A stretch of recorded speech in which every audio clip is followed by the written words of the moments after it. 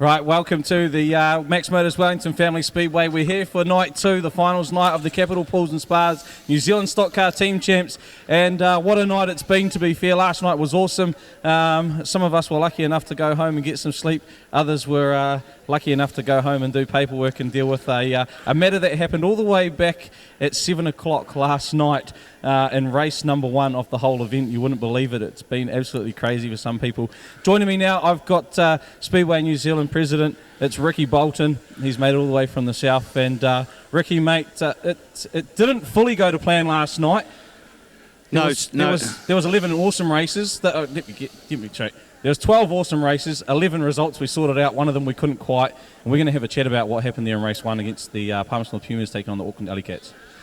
Yeah, basically in a nutshell, we had an unclear result through circumstances that are out of control of most people that were involved, and the rules didn't accommodate for a decision either way. And to be fair to the sport and all the competitors involved, after seeking plenty of advice, the senior officials who I must add have worked all last night and half of today getting that advice, has decided to rerun that race. Okay, so an incident happens on the track. The senior referee, in this case Ross Thurston, makes a decision in that moment, and then after that there's a senior steward, Mike Miller, and he, I guess, controls the whole overseeing of the meeting? That's correct. Yep. So Mike Miller's the boss of the meeting, as our senior, and he's our New Zealand senior. So he's been doing the role for, I think, 40 years. So this isn't his first dance. This is the first time that something like this has ever happened at a teams event. And it had to obviously happen this weekend when we were also here. But I think that people need to understand that when you don't have a clear outcome and the rule doesn't accommodate for it, and obviously what we've learnt out of this is there's a couple of rules that are going to need to be fixed so this never happens again in the future. And we do feel for the two teams that are having to go back out tonight at 6 o'clock and re-race that number 1 race, and knowing that then got to go into semi-finals. It wasn't a decision that was taken lightly. As you know, it's taken since 7 o'clock last night to get to where we are. We think it's the best outcome, to be fair to all the competitors involved that put a lot of time and a lot of money into it. We didn't have a clear-cut winner, so this is the next best thing. So there's a few things I can take out of what you just said there. One being there wasn't actually one clear-cut situation of any part of the incident on track, off track, rule book that was a clear definition of what result we could have come to. We could have had Auckland winning, we could have had Palmy winning, going each way we look at a rule book. So going forward, do we sort of know roughly what rules we're looking at tweaking or working on, or is that going to go to a panel sit down and work on the team's code of conduct and work through that? Yeah, that's exactly what basically happens when we do a rule change. Obviously, this has highlighted the inability for the senior steward to be able to change the results of a race. That's not in teams racing. There is no 10-minute bell in teams racing like there is in normal racing. There's no protest in teams racing. So, Palmy couldn't protest Auckland and vice versa. Auckland couldn't protest Palmy. So that's why we were unable to come to a clear decision on who the winner was. People have their opinion on who the winner was. So that's why we've ended up rerunning the race. So in the rule book it says obviously there's no protest, but it says about appeals. So can you quickly explain what's the difference between a protest and an appeal when it comes to this sort of stuff? Yeah, so basically a protest is done on the day by the competitor, and he might be aggrieved with the decision of the referee. And so if he lays a protest, then the protest committee is formed, which is of the steward, the clerk of the course and the class rep, and then those three will adjudicate. They'll listen to the referee or the steward, whoever made the ruling, and then those three will make a decision. So we don't have that in teams racing. What the referee says goes. That's it. There's no coming back. With an appeal, you can appeal the decision of an official, which is a $2,500 cost. We have what they call an appeals panelist, which is people that have been in the sport for up to 50 years. So they've usually held reasonably high positions throughout the sport for a long time, and they would adjudicate just like a protest committee would. So obviously both teams were informed. Roughly when were both teams sort of, or with a decision made, and both teams sort of informed about what's going to happen at 6 o'clock tonight? So I think they were informed about 1 o'clock because we were waiting on legal advice. We had to get advice from senior officials. Obviously we've been trolling through the rule book to see if there was anything in there that could give us a clear direction, and there was nothing in there, hence why now we have to obviously plug those holes in the rules so this never ever happens again, because we don't want to see any team having to do more like they're having to do tonight. Yep. But we think it's the fairest outcome to find a clear winner to see who goes through and face Wellington. Okay, next off the rank, in that race where the exclusions happened, the race we're talking about, there was 2 exclusions. What happens with those exclusions now that we are rerunning this event? How does that all unfold? Do the drivers get reinstated? Do they get it taken off their licence and things like that? How does that sort of work? Yes, that's correct. So basically, because we've deemed that race as null and void, we are fully rerunning the whole race. So all competitors have been reinstated. All those that had faced penalties, obviously, for what happened during that race, has all been wiped, and all those competitors are free to compete at 6 o'clock on the race. And then the next question I've been asked about is obviously the 6 driver situation. Auckland used their 6 driver last night. Now, if I don't know which of the 2 drivers was injured, to be fair, if that driver is able to compete tonight, can he? Or because they've used the 6 driver due to injury, does he have to stay in the car tonight? No, we believe that they're able to use all 6 drivers at any time. Okay, there we go. So there we go, folks. What we're going to do, rerun the Auckland Alley Cats versus the Palmerston North Pumas. Race number 1 last night becomes race number 1 tonight. 24 hours later, we're doing it all again. The best part, the winner of this race, we do know, will take on the Wellington Young Guns in the semi-final, so it's nice and clear cut. We're not having to worry about trying to work points out, add them up and things like that. Corey Baker, Logan Pete are free to race in the rest of the meeting. That's the 45A and the 8A car, as Ricky just explained. The whole race null and void. Auckland have got 5 cars, 5 key drivers, their 6th driver all back on track. Same with the Pumas. We're going to go racing at 6 o'clock. Lastly, Ricky, how did the teams take that? Obviously, it's the best, worst case scenario of the whole thing, isn't it, really? At the end of the day, it's just easy to sort this whole thing out on track, which is what we love about Speedway. And that's our attitude. You're never going to please everybody, and unfortunately when you're an official, you're sometimes having to be tasked to make the hard call, and Mike Miller's done fantastic really, and we back his decision.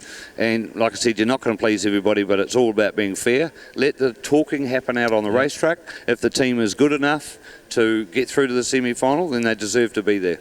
Right, and I think that's one thing we should commend with obviously the officials, the senior officials, the staff. There's even some staff that were, I guess, involved in the matter that needed to be fully run through so that all the things were ticked, I's dotted and T's crossed. So full commend to all of those people to play their part and get us, I guess, to the fairest result, and that's just, like you say, sorted out on track. Ricky, thank you for your time. Hopefully you get to sit back and watch some racing and enjoy it tonight. We've got some awesome mouth-watering matchups, including Christchurch. You're one of your local teams there into the semi-finals. We could be looking at going south next year. Wouldn't that be great? It wouldn't it be fantastic for Stockcars in the South Island if this event ended up down there? I know there's a lot of teams that would be at the event. I'm pretty sure these North Islanders would love to come down to New Zealand and see what it's like down there, COVID-free. So I'm looking forward to it. Go Canterbury. What do you reckon? We've got to have to isolate ourselves next year and just all the South Island teams part together. How many South Island teams would there roughly be if all of them turned up SNZ-wise?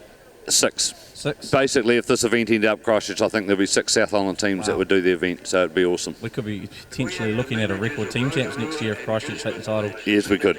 Hey, Ricky, thanks for your time. Thanks, Stu. There we go. We're going to go racing 6 o'clock. I'm going to bring Bianca in, so I'll grab your microphone quickly, Ricky. Right, Bianca, here we are, night 2, finals night, the Capital Pools and Spas. Actually, Steve, you come in as well, mate. Come on in. He's part of the crew as well. You could have just cut the other way. It's going to take the long way. Hey, look, night 2, Capital Pools and Spas, New Zealand Stockcar team champs. We're going racing at 6 o'clock, something a bit different. We got the Palmerston North Pumas taking on the Auckland Alley Cats, and like I say, I guess the best part about it is we know the winner goes through to the semi-finals to take on Wellington. Yeah, like Ricky said, there was no other decision other than to run the race again. And of course, there's always going to be a yes and no. That happened, that didn't happen. So they couldn't come to a decision, and I think everybody does agree. And it was funny that we were talking about this just last night, just before we went live, and I feel like we kind of have given everybody a commentator's curse. Yeah, we did, didn't we? We said we were going to be talking to the referees or some sort of officials, and we didn't believe we were going to be talking to the bigwig, the president himself, did we? No, definitely not, and it's actually good to see him involved in it. To be fair, very rarely we get to speak to people that high up in Speedway New Zealand, so it was good to see. To be fair.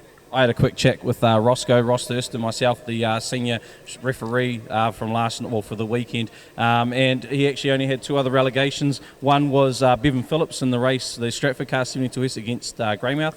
He was excluded from the results, and the other one was Mike Herbert against Waikato. So actually, no Rotorua cars finished that race. They all finished 1, 2, 3, 4 for Huntley, and of course they qualified. It didn't affect Rotorua's points. They still would have made Tier 3 even with only the 10 points, and Stratford obviously, again, I don't think it affected their overall points to make Tier 1, so it's good to know though that there was only 2 relegations last night, or 2 exclusions, race 1 aside, so that the drivers playing fair game. The drivers playing a fair game. They were told before the meeting started that they had to play fair game at the drivers meeting, which I did attend. It's all the usual stuff, but they're really starting to enforce the rules now, which is making things a little bit different. Some people are having a hard time with these rules, but everybody's going to have to play by the rules soon. It's just the way it's going to go. I'm not going to, I don't know who else really is involved in rule making, but I know there's one key man that will be awesome to have involved in, I guess, tweaking and fixing up those rules. Tony McClanahan, he's a big driving force. I know he's really passionate about teams racing, and so let's watch this space, I suppose, around May, June area to see what they do, which is cool. It's good that SNZ proactive, which is what we like to see. It's cool that they're back in the sport 100%. Right, let's get into some positivity though. Yeah, absolutely. Racing at 6 o'clock, then we've obviously going to kick off with a grand parade. Yep. I'm pretty sure that's how we're rolling.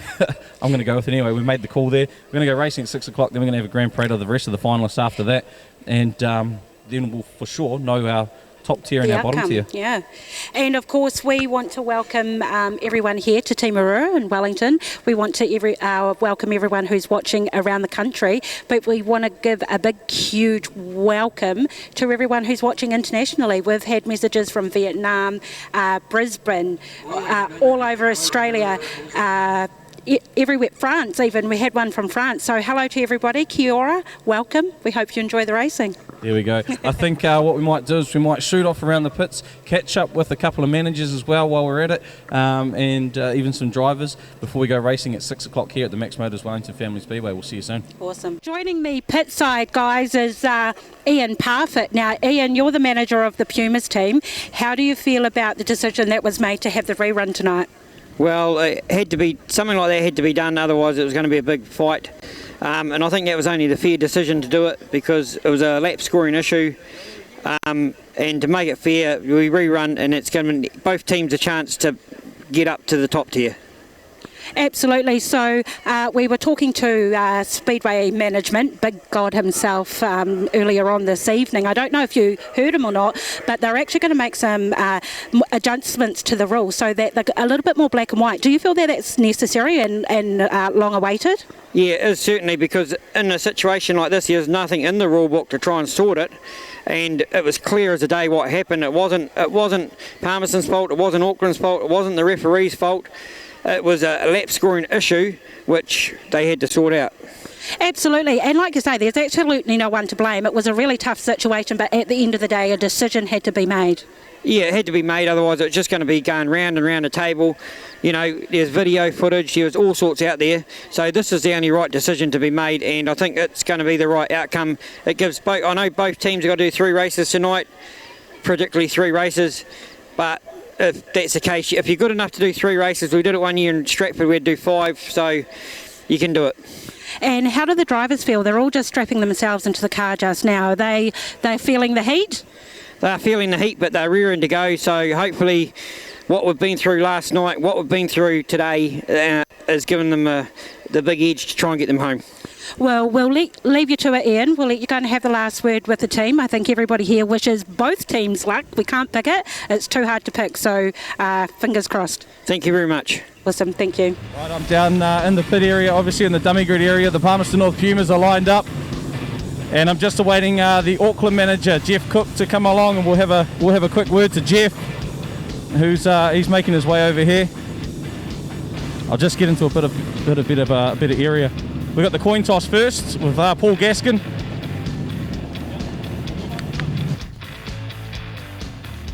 So it's quite unusual that the coin toss is done down.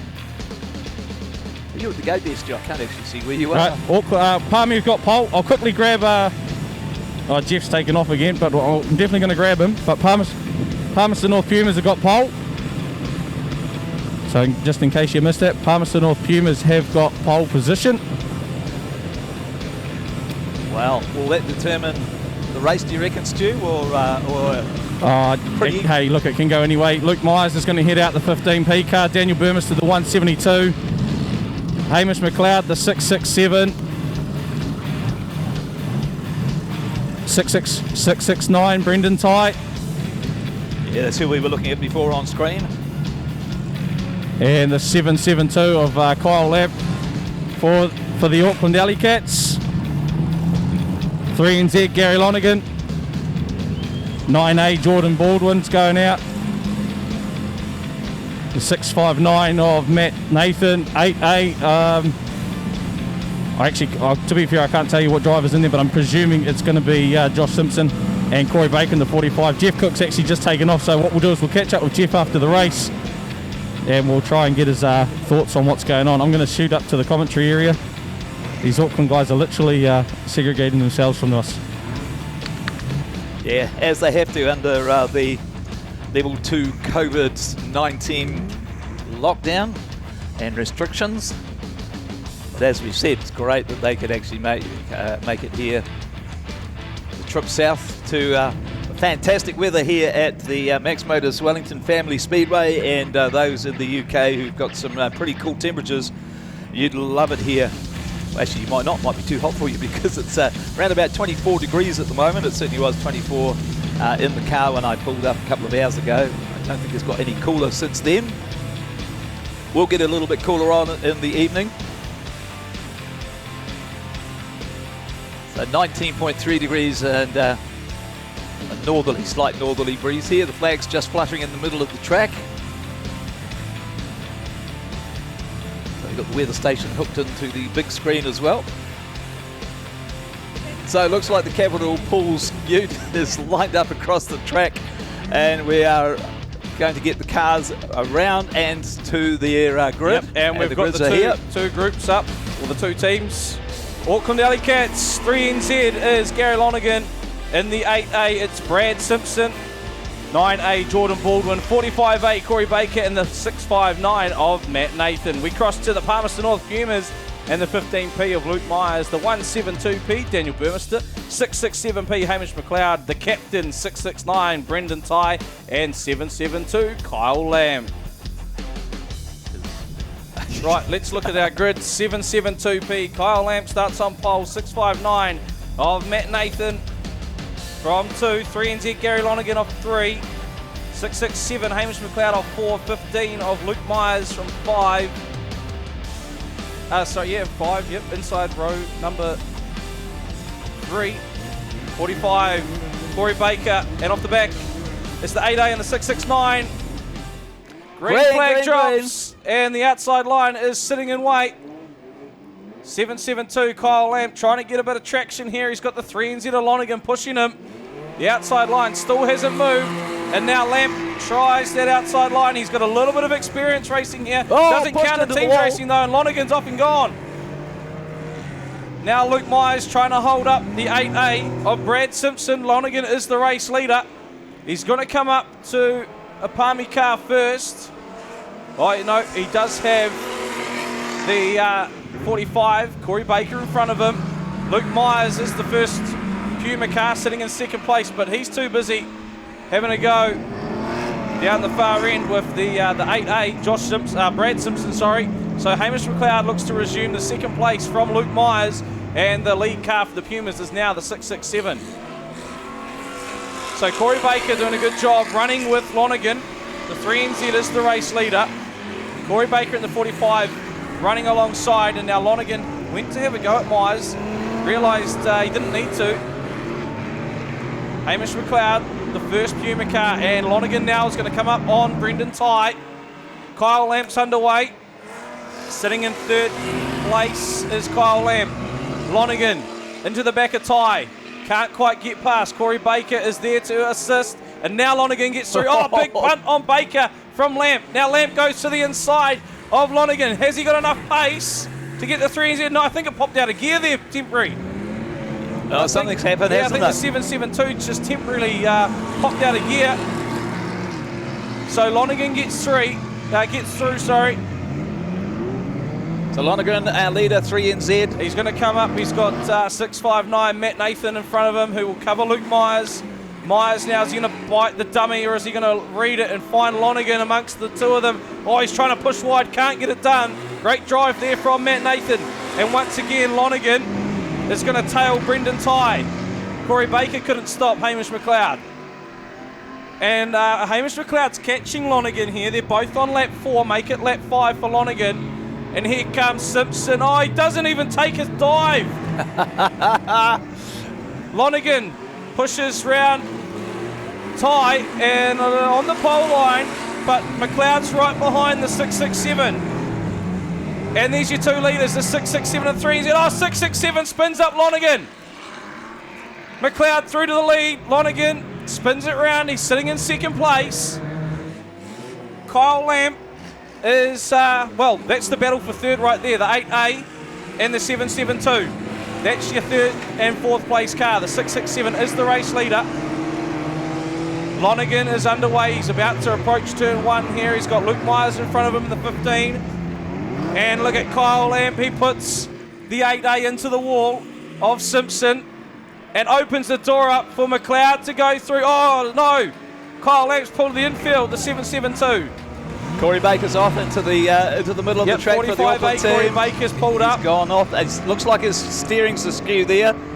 And 659, Matt Nathan also on the infield. But Hamish McLeod, he's having a great run as Lonergan gets held up by Myers. Lonergan's still in second place. 7 gone. 2 laps to go for Hamish McLeod, and Lonergan's now a lap down. But he's got Corey Baker, the 10 with now on the back straightaway. The grandstand, has he got the pace? Oh, big punt into...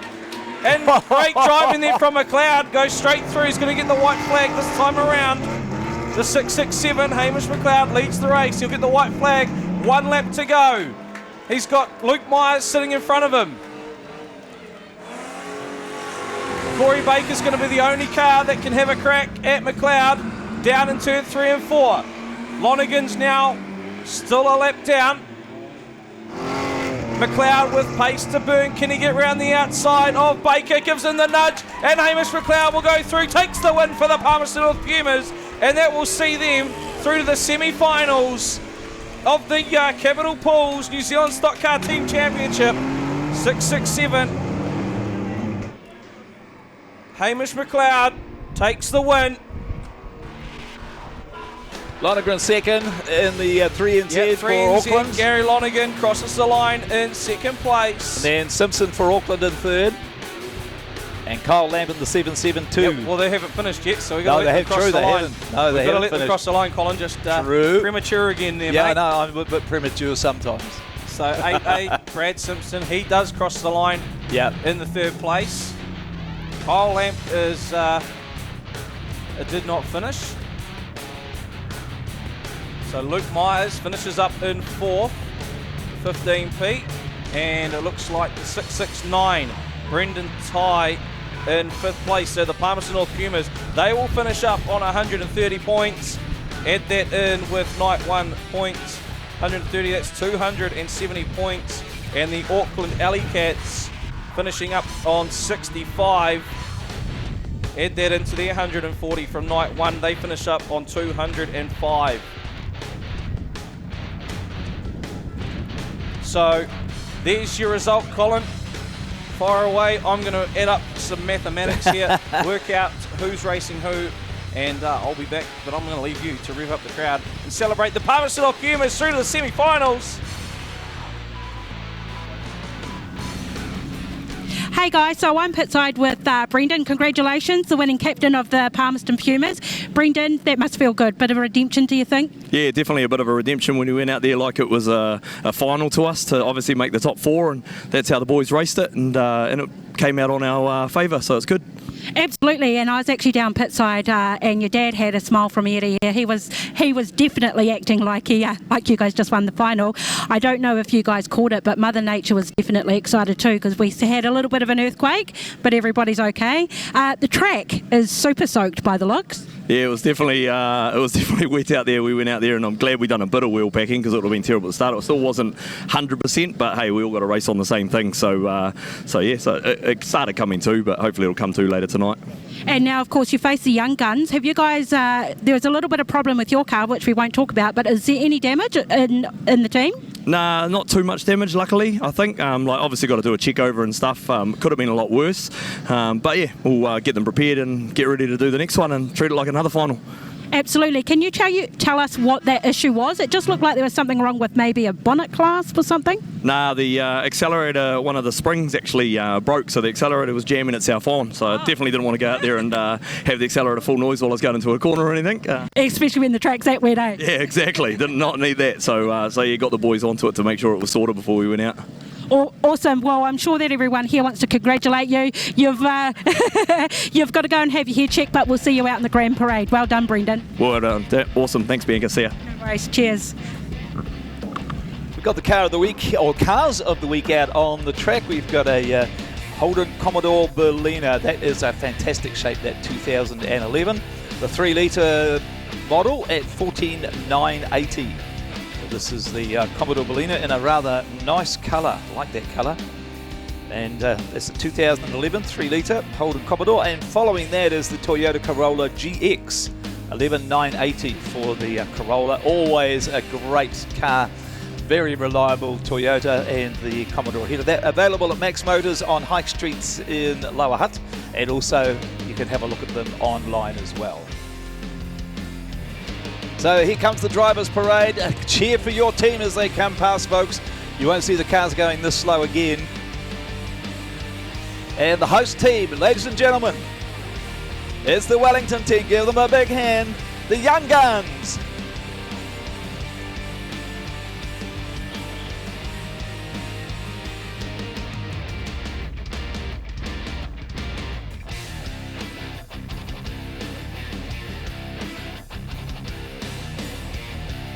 Young Guns out. All the supporters in the Renee Hui Ute. Renee, a great supporter of us here at the Speedway, and she also provides the water truck, which is kind of like a lifesaver a lot of the time. So here comes the Linked Earthworks Kenworth, and I'm sure he's going to blast the horn for us as he comes out, with the cars in behind.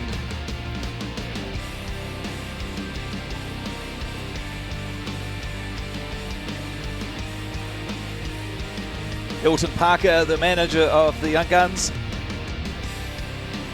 And we're going to just cross. All right, I've got Bryce Jensen down here, captain of the Wellington Young Guns, my old mate here. The team all ready to go, bro? Yeah, we're sorted, we're pumped, we're ready for it. So you had a bit of a relaxing day? Oh yes, we got bugger all damage last night, so yeah, we've been just looking over the cars, making sure everything's 100%, but yeah, easy as. All right, mate. Hey, I'll let you get back to the team. You're going to have to do a bit of running, unfortunately. So we'll look forward to seeing you a bit later on, eh? Yeah, mate. Sounds good. Cheers. Thanks, Bryce. So we send out Keegan Levine first, and then the 5W of Paulie Fairbrother, 9W of Bryce Jensen, and the 46W of Ethan Levine. So the two brothers in this team. And the last car in the line there anyway is Jaden Ward, the 2009 winners of the Super Team Champ. Jaden Ward. And Paulie Fairbrother, even though he's been around a long time, is debuting for the Wellington Young Guns. Look at that great pool. Now, that should be over here for us to be able to commentate from, but they've tipped it on its side. I think we got Steve again. We sure do. I'm here with Dan McNally from the Canterbury Crushers. Mate, are you guys all prepared for this meeting tonight? Let's bloody do it. I'm keen. Let's go. Let's take the trophy home. Mate, I'll tell you, did you have any much to do today? Nah, not too much today. A few little things that we just sorted out, but yeah, we're good to go. We're ready to rock. Ready to rock? And did you spend the afternoon in the pool or the sauna or anything like that? Oh, no, we just chilled, had a barbecue, got ready. Yeah, we're good. Good on you, my friend. I'll let you go, catch up with your team. All the best, man. Cheers, thank you. Hey guys, so I've got the infamous Harley Rob. You're racing out of Christchurch, Harley. How you doing? You ready to go? Any damage? Nah, no damage for me. The boys are pumped up. First across the line tonight, so be all or nothing now. And of course, how's the team? Are they all pumped up? Because of course, if you guys take this down south, that's the first time the Cup's ever gone down there, isn't it? Yeah, that's what we're going to do. So, it'll be all or nothing. We'll leave the cars on the track broken if we need to. So, we're looking forward to it. Awesome. Well, Harley, listen, your team's left you for dead, mate. Run, go grab them. We'll see you again soon. Good luck. So it's Harley Rob in the 991. He's got to go and catch up with his car now.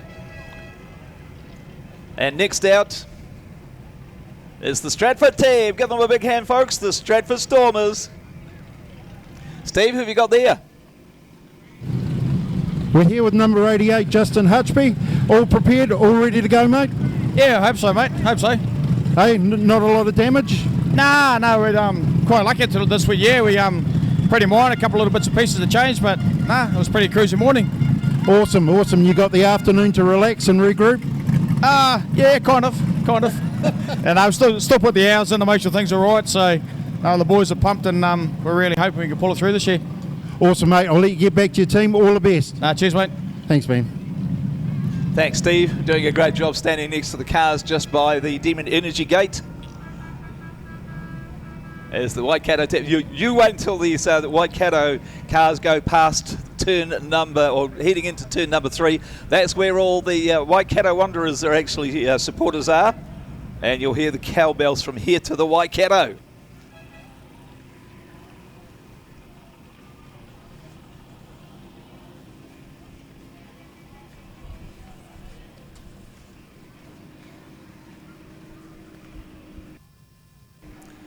Next team out is the Bay. Some Bay supporters here as well. We did a bit of a cheer out to them a little bit earlier on as well. Bianca. Yeah, I'm here with Regan Penn. Regan, we meet again. I still need a step ladder. Yeah, good to be back. How are you feeling tonight? Of course, brilliant racing tonight. Lovely weather. The track's a bit wet. How are you guys going? Pretty good. We've got Stratford up first. We're in their bottom 4, so the second 4. So yeah, we'll just take it as a new day and just see what we can do. And of course, is there any damage to the cars that you can speak about? Yeah, there was actually quite a lot of damage. Some cars needing chassis rail repairs and front bumpers, gearboxes, but that's teams, so yeah, everyone's the same. And so, of course, where were you guys working today? Did someone open up their workshop for you? Yeah, we're staying at the Hut Park campground, and there was a workshop just like around the corner, so yeah, it was bloody awesome. Yeah. Well, we're staying there, so we were doing a little bit of spying on you guys, and discreetly, of course. You didn't see us, did you? No. Hey, Regan, go and join your team. Good luck. Yeah. Wish you all the best. Thank you. Bianca, you do to pick on the tall guys, don't you? And the man with the slickest haircut in the team's racing here this weekend. And he's been compared with Rick Kelly in the Aussie V8s. For his haircut, anyway. So lollies are being thrown from the teams. The next one out of the Wanganui team. Big support for Wanganui. Give them a hand as they come past you down here. The Wanganui Vulcans. A V on the car because all the W's are run out because Wellington got the W and Wanganui got the V on the car. Lots of support for all of these teams as the 2 cars of the week park up next to the Wellington Family Speedway sign in the centre of the track. Steve, what do you got down there? Right, who I've got? I've got Daniel Burmester down here, and mate, what a race! Yeah, it was pretty good, eh? The boys done the job, and 2 nights in a row now I've watched this Auckland versus Pumas from the infield, and both nights they won it. So it's good to finally have it official. Yeah, that's good, mate. That's good. Good for you guys. Everything all right? All the cars all fine, ready to go? Yeah, it was always tough going with this, knowing we've got Wellington straight after. But no, all the cars drove off the track. Well, one didn't, but it's just minor issues. So we'll have 5 cars ready to go. Oh, good stuff. Did you have a bit of a relaxing afternoon? Yeah, no, it was pretty good. Went home last night, fixed the cars, come back today and just chilled out. Awesome, brother. Hey, I'll let you catch up with the boys, and hopefully, what can we do later? We can have a beer a bit later on, eh? Yeah, shit, you're holding that trophy. Yeah, good on you, brother. That's a good positive attitude. Guys, so I'm here with Renee Huia. Now, Renee Huia is very well known here down in Wellington. I'm a bit disappointed, Renee. You had a whole bucket of lollies. I only got one.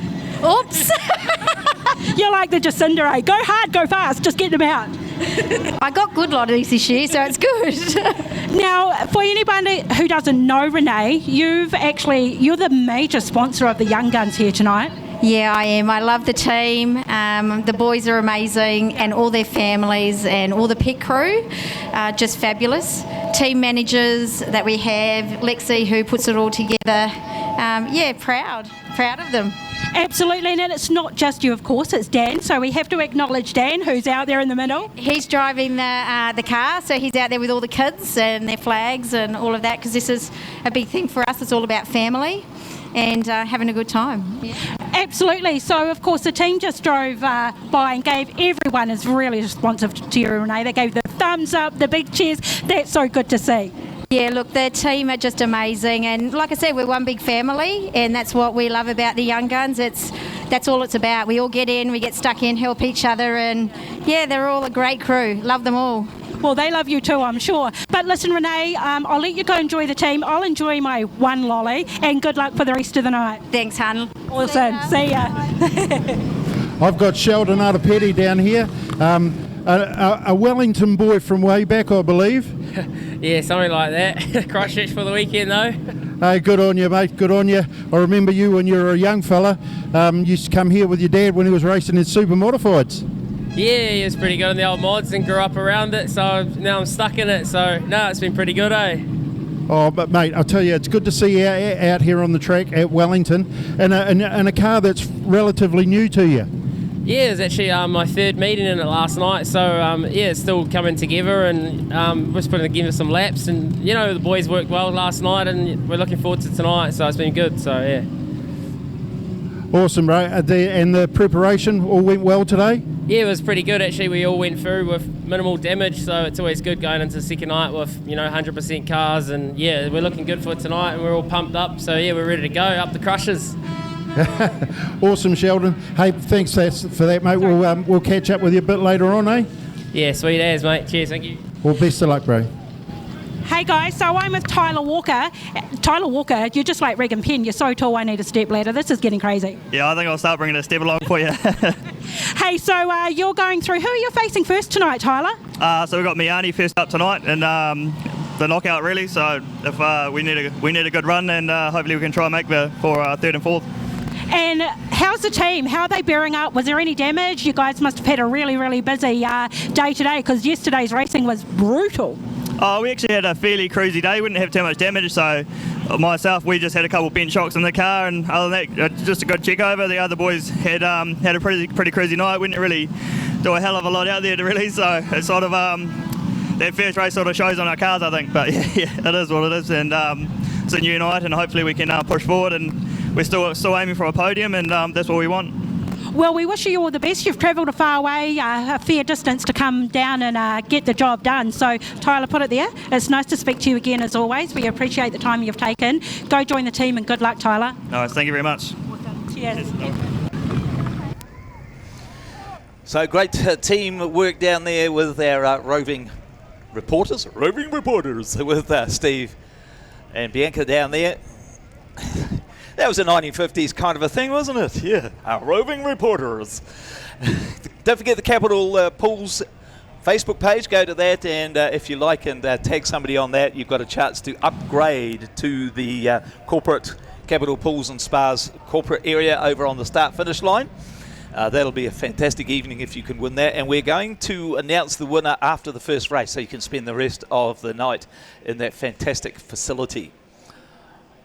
So don't forget, if you've got that tennis ball from last night, hold on to it. We'll be making an announcement as well.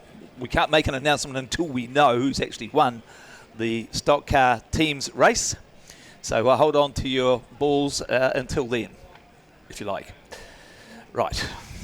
We've got the super... I've had it spelled to me as super salons, but I think it's actually going to be the super saloons. The Wellington Super Saloon Champs are going to be out first. We've got a good field of super salons for you. 1, 2, 3, 4, 5, 6, 7, 8, 9, 10. There's 11 supers out here. I've been to the pits and had a look at them.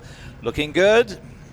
With the Craig Corf and Mick Quinn always out there, and Darren Malling in the super saloons. Of course, we do miss the series that was travelling the tracks, and we've got a lot of those that are usually in that series actually out here on the track for us tonight.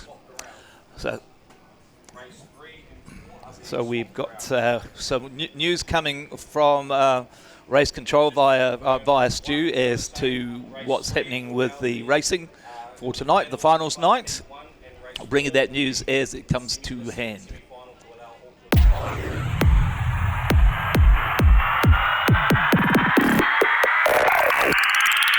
It's action for the whole family.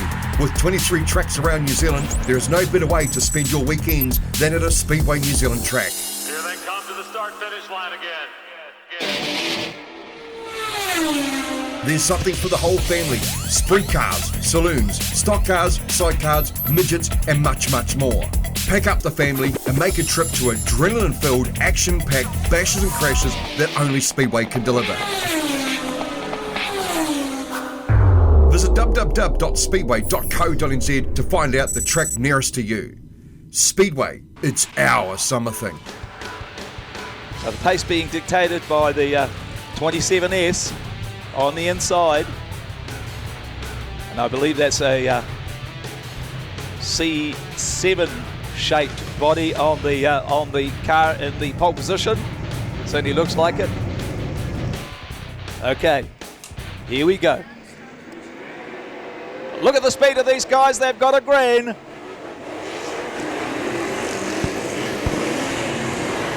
A no contact class, remember? Yeah, right. And look at the speed. Turn right to go left. Amazing performance out of these supers. 27 is in the lead. It's Joe Ingram from Stratford showing us how it's done. And back further down the track. Very tight for second and third. Third and fourth, should I say. That's Smith and Strong, 27. They've changed places. Strong's gone up to third.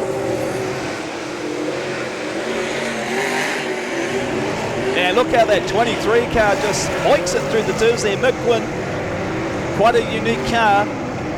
Looks like it's going to tip over all the time, but it's just the way the car's designed. It leans right over. 27S still in the lead. He started to pull out a bit of a margin there, but he's being reeled in a little bit, I think, by Rodder in the 33B. Look at that, 4 laps gone already.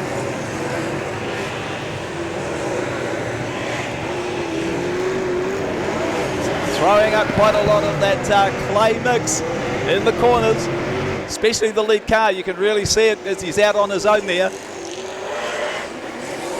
So Ingram out in the lead still. Still an eventless race so far. That is no incidents. Very unusual for these saloons. Whoop, second place, got it wrong coming into turn 4. Back on track again now there, the 33. That's Rodder. Lightning McQueen is the car that's in third place. He's going to lose that play. Oh, not quite. Thought he was going to lose that position. And that's the 5B of Flynn. Very bright car. Can't lose it on the track. Steve Flynn chasing down Lightning McQueen. Oh, something's come off a car there. That'll be a yellow, I'm imagining, because that's stuff all over the road. All over the track. What did that come off? Here we go. It's there's the debris as we can see on the track.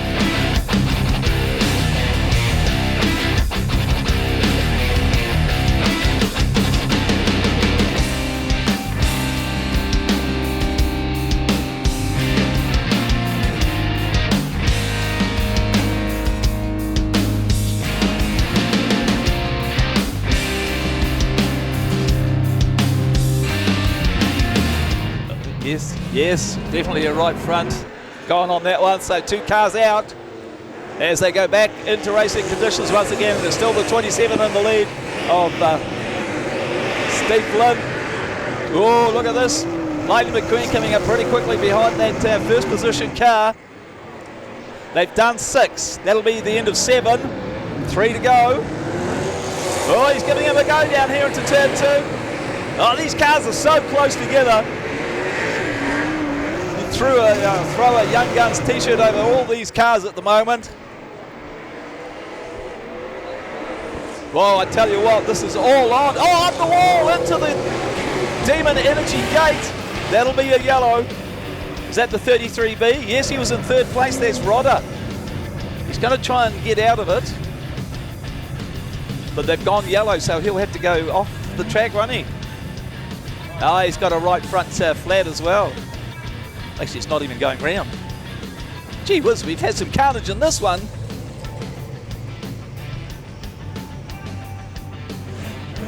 So the Wellington Super Saloon Champs, action aplenty. And an appetizer for the racing coming up. Here we come in slow-mo on the big screen. He did it by himself. I think he probably had a flat tyre and that's put him off.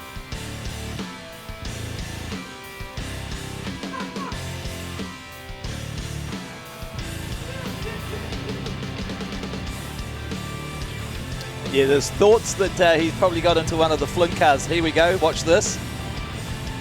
Did he make contact there? Well, the 5B held his line. Yeah, held his line there, okay. Joe Ingram being shown as, they're supposed to be 2x2, so what happens in a case like this? We've lost that second car there, have we?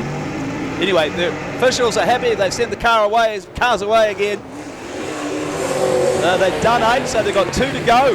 It's all on. Look at 2nd place. 3rd place. 4th place. Oh, it's the place to watch is all over the track by the looks of it. And look at that. Looks like the Flynn car going down the inside of, or is it? Here we go, round for the checkered flag this time. Oh no, it's not. It must be a 12-lap race. My apologies. So still a couple of laps to go.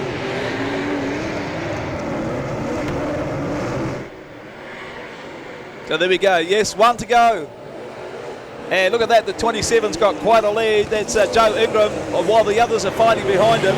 He's sprinted off into the lead by quite a margin. Oh, Lightning McQueen's gone around. The kid's favourite here as the checkered flag has gone down for the 27.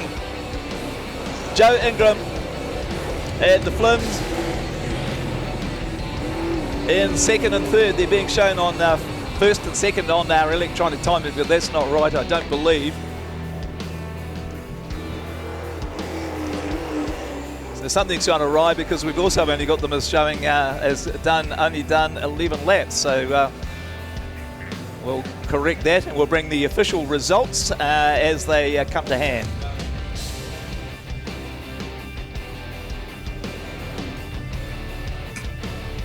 All right, we're down here at the pit chute with the coin toss.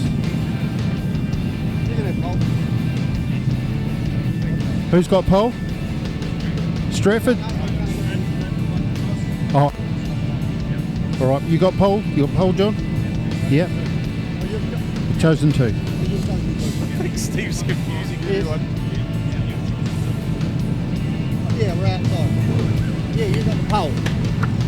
This is great. Oh, there's just a little bit of confusion there. Talking to John Booker, Stratford manager. Now, you've chosen number 2, not on pole? Yeah, well, the driver feels more comfortable on the 2 on the outside, so hey, if that's where he's comfortable, let's make it happen for him. That's the way. Best of luck, mate. Best of luck. And talking to Andrew here. Yep, how we going? Good, mate. Good. We've got you on pole. Yeah, absolutely. So Stratford won the toss. We'll take pole. We get another crack tonight, which is nice. We're pretty disappointed with last night's effort, so boys are going to have a crack. All right, mate. All the best. I'll let you get to your boys. So did we determine whether or not it was actually Kyle Wilson in there? We don't really know. No, I couldn't see him. No, it's because he's got a helmet on. Correct. Right, so the team's up for the first of our Tier 2 semi-finals. For the Miani Maulers, it's Regan Penn in the 5B, 16B is Brett Loveridge, 24B is Daniel Melling, 41B Cameron Swift, 96B Brandon Symes, and of course Gibbs Tout is their 6th driver if need be. 17S Kurt Vickery for the Stratford Stormers, 32S Mark Duffy, 33S Tyler Walker, 72S Bevan Phillips, and 91S Kyle Wilson. And again, the 6th driver for the Stormers, Corey Sutton. So Regan Penn in the 5 car. Yeah, he will start from pole. He's ready to go. 33S, Tyler Walker from 2. So Regan Penn returned after missing last year's event. Oh, here we go. Who's going to line up? Bevan Phillips has gone forward and Kyle Wilson. So 72S Bevan Phillips on 3. It's 90. Well, he's not gone in yet. No. 96B Brandon Symes will be lining up on 4. 41B Camp. Oh no, Phillips has pulled out, and there's the cat and mouse. Yep. So 32S Duffy now moving forward. So Kyle Wilson's obviously sitting this one out. He's gone to the centre of the track. Yep. So 91 Kyle Wilson out. So 32S Duffy now moving into 2. Row 2. So grid 3, row 2. Cameron Swift will move in behind in the 41B. Full front end rebuild on that 41B car overnight. That chassis was bent. It was. I actually saw the where they cut it off. Yep. Yes. So 41B on 5. 72S Bevan Phillips from grid 6. And that means the 17S of Kurt Vickery will start from inside the back row on 7. And it looks like Loveridge will be starting. Brett Loveridge is 16B. Who's sitting it out? The 24. Yep, Daniel Melling, 24 will sit this out. So Brett Loveridge, 16B, joins the rear of the grid there. So the Stratford Stormers, who's here for Stratford? Yep, few supporters, that's good. What about the Miani Maulers? Equal, I reckon. Pretty close to equal, wasn't it? I reckon there's a few Maulers fans out there. So from the fabulous Hawke's Bay, they brought the Hawke's Bay weather with them. At least my favourite stock car teams are better than Mike Wilson's favourite stock car team. Is Mike Wilson here? Oh, there he is. I think he's streaming. Right. Okay. Anyway, let's get into it. The green flag's up and they drop it. 2 pretty quick cars from the front row. Tyler Walker, though, leads Regan Penn. And look at that. Brandon Symes does as well. Opens the door for Kurt Vickery. Here comes Cameron Swift. Right on the back bumper of Vickery. Sort of runs it to the pole one a little bit. Brandon Symes going with Swift as well. And he's actually running Swift's sister's car. Now, to the lead is that Tyler Walker, I'm pretty sure, in the 32. Yeah, it's Tyler in the lead. 33, yeah, 33, Tyler Walker. Ahead of Bevan Phillips in the 72, back to the 41 of Cameron Swift and the 32 of Mark Duffy. So the Stormers are playing the points game here, trying to get themselves into the race for 3rd and 4th. Running 1, 2 and 4, and Swift's going to slow up, try and stop Duffy. Now Kurt Vickery, Tyler Walker almost got into the rear of his teammate. In fact, he gets into the side of him. The 16 is out by the looks of it. Yeah, he's going to rejoin the track. Regan Penn's running. He's done that twice. Brandon Symes is running. The Hawke's Bay team, they're all running. We haven't got a blocker yet until Loveridge joins the track just ahead of Tyler Walker. So the race leader now is the 72 of Bevan Phillips by the looks of things. Still showing Tyler Walker on the electronic Tyler timing. Walker comes through, clocks up another lap. There we go. So that would have been Mark Duffy on the infield. He's done 4. So Tyler Walker leads it ahead of the 72 of Bevan Phillips. Mark Duffy now into a blocking role. Regan Penn into 3rd and Cameron Swift is in 4th, although Cameron Swift yet to cross the line. Brandon Symes now moves into 4th, so Swifty's going to have to slow it up. Loveridge is having a great battle trying to keep that 16B on track. Regan Penn, he's got it wrong all on his own. And so far, the two Stratford boys out in front, Tyler Walker, Bevan Phillips, are having a dream run because none of the Hawke's Bay cars are slowing up to put in the block job. The 16 slowing down now. Yeah, Loveridge has got problems with that car though. He's not really it's actually doing a lot. a fair And bit. look at that, Duffy covers, beautiful. Allows Walker and Phillips to go through. Regan Penn is behind. What's but happening he's on a the lap start down. finish line? Didn't see that. Symes, I think, got spun up there. We did miss that one. Here's the 17 slowing down. Waiting for Swift in the 41. Yeah, so Vickery has a go at Swift. That's the 17 in the 41. 17S leads the 41 out wide. Oh, here comes Tyler Walker underneath. Just gets into the side of Swift, and Symes has been, Loveridge has been put in the wall down the far end. Regan Penn is catching. He is a lap down though, and here he goes on a shot on Phillips. Big shot, huge shot. Phillips is up the wall. Where is he? There he is, and he drives it straight down. Drives away. Wow. Unbelievable.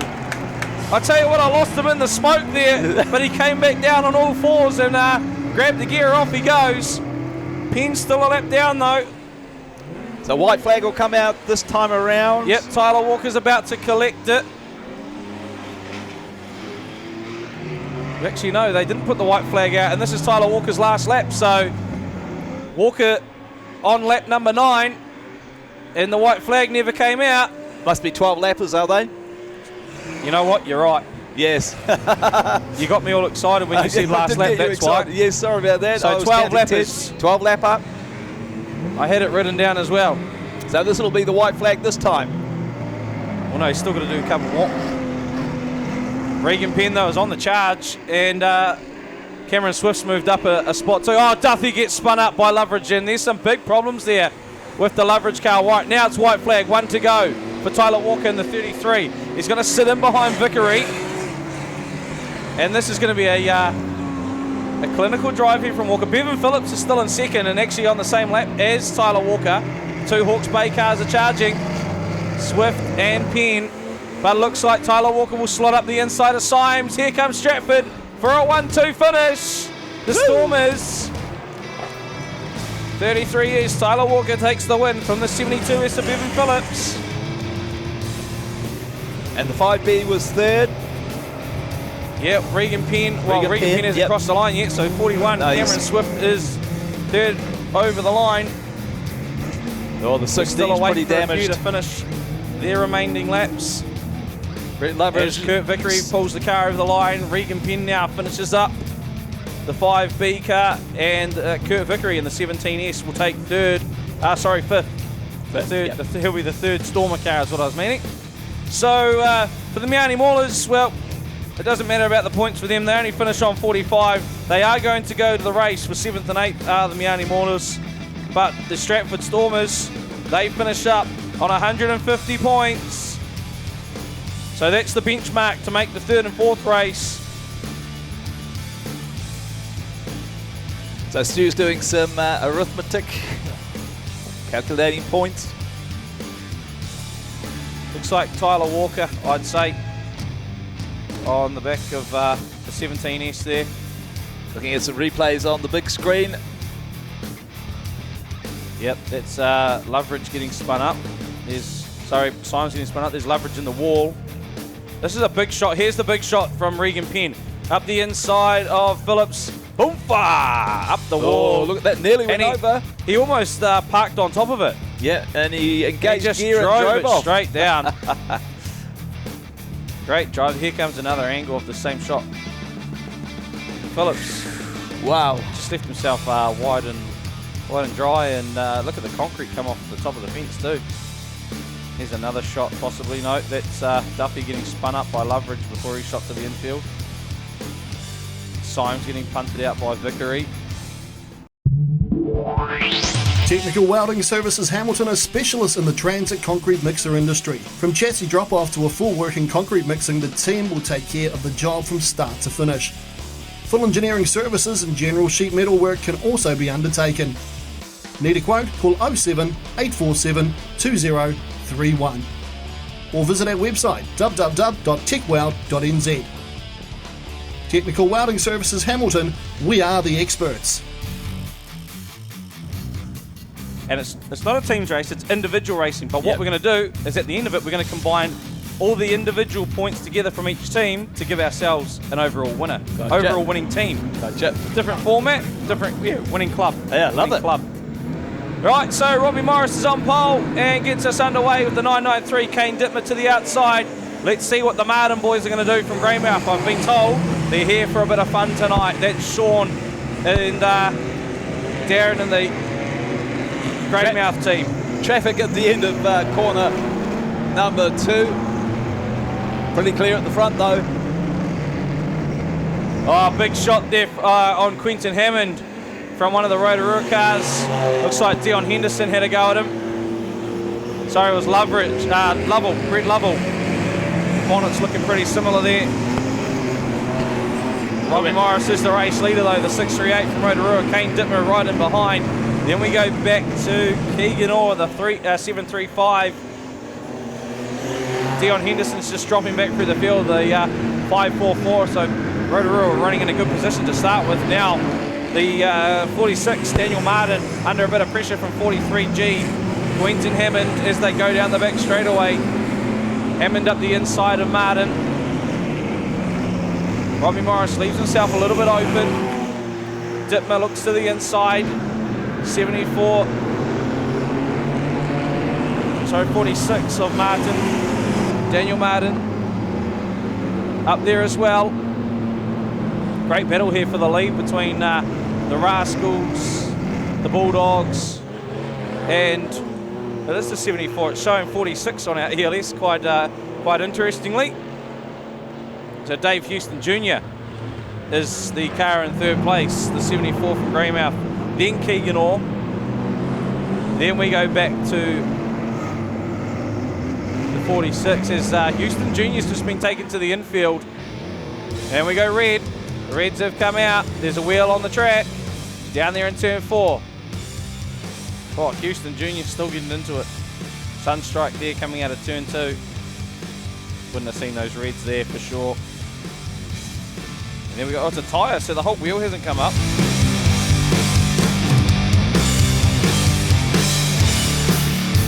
Right, we go racing again. The flames are up.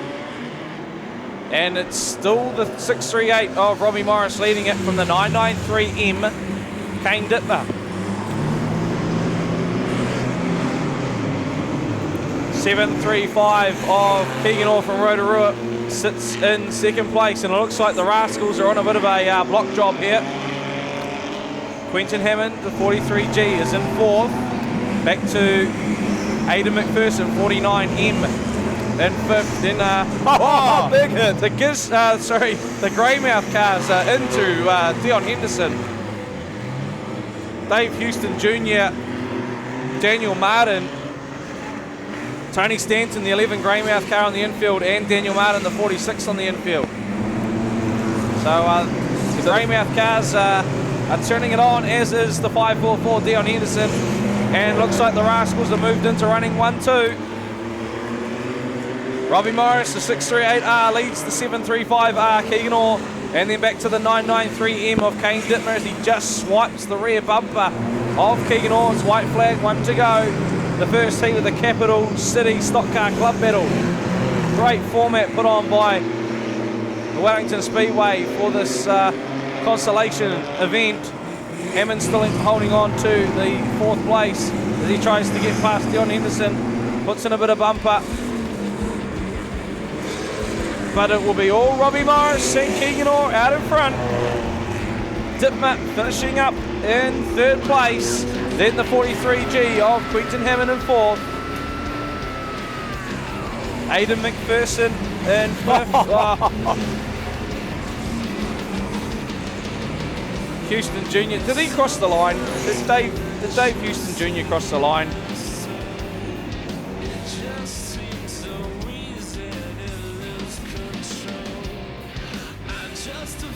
So also a driver change out there.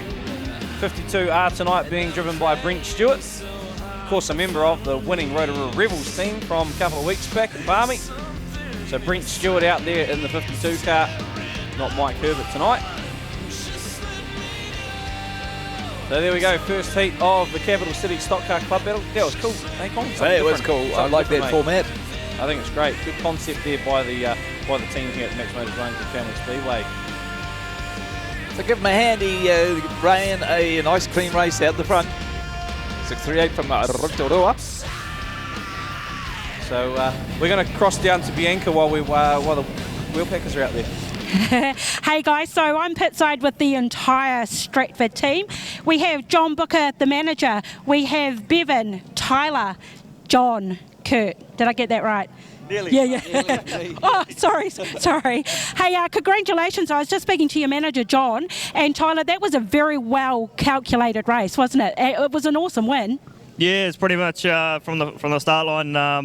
All the roles sort of went out the window and everything changed. But it just shows we picked it up another level tonight, and everyone we adapted very well and read the race very good, and we come out with a bloody awesome result. Absolutely, and of course we have to check on Bevan. Bevan, you're all good because you went up the wall down here. That was awesome. Yeah, no, I'm all good. Just a bit of a wall ride there, but that's what happens, and that's part of the racing. So stayed on all fours, so we're all good. Absolutely, the whole crowd that I was sitting with erupted when you drove off the wall. They were just like ecstatic. So well done. That was awesome to watch. And how was your race? Of course, you're taking away the win. That's got to be good to go going through for the rest of the night. Oh yeah, no, that's what we come here to do, get that win, and hopefully we give it enough points to go through to get third, get a podium spot. Would be awesome, but we don't know until we see these other teams' races, and just do our best from there. And how was the track? I'll cross over to you, Kurt. How was the track tonight? The track was good, much better than last night. A bit slick out there, but it was a pretty good surface, so pretty happy. Because it was really wet at the beginning of the night. We just seen everybody flying everywhere, so that was a good track to race on. Yeah, I'm glad I didn't have to go out in that first one. She was a bit mushy out there, but it's definitely looking a lot better now. So it should be good moving forward. Awesome, and I just wanted to say, sorry, I'm going to jump in the middle again. This is the last team's race that Tyler Walker and Bruce are going to feature in. Can you tell us what you're doing next year, Tyler? Next year we should hopefully going super stocks. So it should be a bit of fun. It's probably pretty sad to see Bruce go, but the new owner, we just actually raced against him in that race. So glad I showed the cars good. So it's a bit sad, but hopefully we can grab this next win and finish on a high. And there are a lot of rumours flying around about what your future's going to be and what super stock you're going to drive, but this is going to be your own one? Yeah, as far as I'm concerned, I know, I'll have my own car, so yeah. Okay, well listen, we thank you for taking the time. We did keep you for a couple of minutes, so we'll let you guys go back to your cars. We're not going to talk about damage or anything like that. As far as we're concerned, all cars are all good to go, so go and have a debrief, and good luck for the rest of the night, guys. Cheers. Awesome, thank you. Thanks, Tyler. Into their order, and looks like Jerry Linklater, the 98V. Jerry Linklater is going to start from pole position. 3NZ, Gary Lonigan's coming forward. Remember, the benchmark to make the third and fourth race is 150 points. Actually, these teams are probably pretty equally matched, but I don't know. I just got a feeling in my bones that the Wanganui were just slightly ahead in terms of ability. Yeah, well, I don't know. Let's see how the first race affected Auckland. Trezar Moran and Annabelle will start from the outside of row 2. Corey Baker, the 45A, will start from the outside of row 3. 9A, Jordan Baldwin, inside row 2. Dennis Black, 82V, outside row 4. Callum Sturzaker, 15V, inside row 3. And right off the back, 8A of Brad Simpson. So Matt Nathan sitting this one out for Auckland. Cody Alabaster, the 16 for Wanganui. 150 points. Each team needs at least first, second, and fourth to qualify with 160. Remember, 150 is the benchmark. You've got to beat it. Got to beat it. First, second, and fourth, or first, third, fourth, and fifth. And we get the green. Linklater Gets pushed to the infield by Lonergan. Oh, he comes back off though. That's good in behind Lonergan. Ryland Annabelle going with, as is Sturzaker in the 15. Although Sturzaker's trying to stop Simpson behind. And look at big shot there from Ryland Annabelle, the 33. Now Linklater's trying to get past the 3NZ. Lonergan holding up both Wanganui cars. And they go to the inside, and it'll be the 8A that comes off. Sorry, the 9A and the 8A. So Baldwin and Simpson now come up to Dennis Black in the 82. And Baldwin goes round. Dennis Black goes up. Oh, he's sandwiched in between them. He was lifted off the ground. Pops in between Corey Baker as well. Auckland still running 1-2. Ryan Annabelle, big shot there on Baker. Sorry, Linklater. Sturzaker, I'll get it right. Get it right. It's hard to see down that far end, sorry. Sturzaker in the 15 into third. Trying to work out from car shapes. Ryan Annabelle on the pole line. Linklater's got problems. Oh, Linklater's pulled off. The 98V's gone. That's a disadvantage for the Wanganui team. It certainly is. So Dennis Black now on the pole line. And Callum Sturzaker is riding behind our 2 leaders for Wanganui. What can Auckland do here? Can both cars go through? Oh, we got one on the wall. But Sturzaker's in the lead now. Sturzaker goes through the lead. Ryland Annabelle, I think, has just moved into second place. Still on the wall. Lonergan in behind. Wanganui running 1 and 4. Because Brad Simpson's got away now, the 8A. And they've gone red for the cars in turn 3. Dennis Black stuck up the wall. The sun is starting to go, so the sunstrike won't be a problem for much longer. Those grandstand Tier 1 semi-finals will be they'll be okay. Well, the 2 leaders, they sold the Dennis Black, I guess, sacrificed himself, sold a bit of a dummy there. He's up the wall, he's out of the race, but he got rid of the 2 lead cars and allowed Callum Sturzaker to go through into the lead. Trezor and Ryland Annabelle is, he's about to take over third place. So they'll let Dennis out the car, and then they will give a few cowbells ringing down there for the driver out of the car. There he goes. Yep, yeah, there we go. Oh, no! Almost had a man down there. Take it easy, Dennis.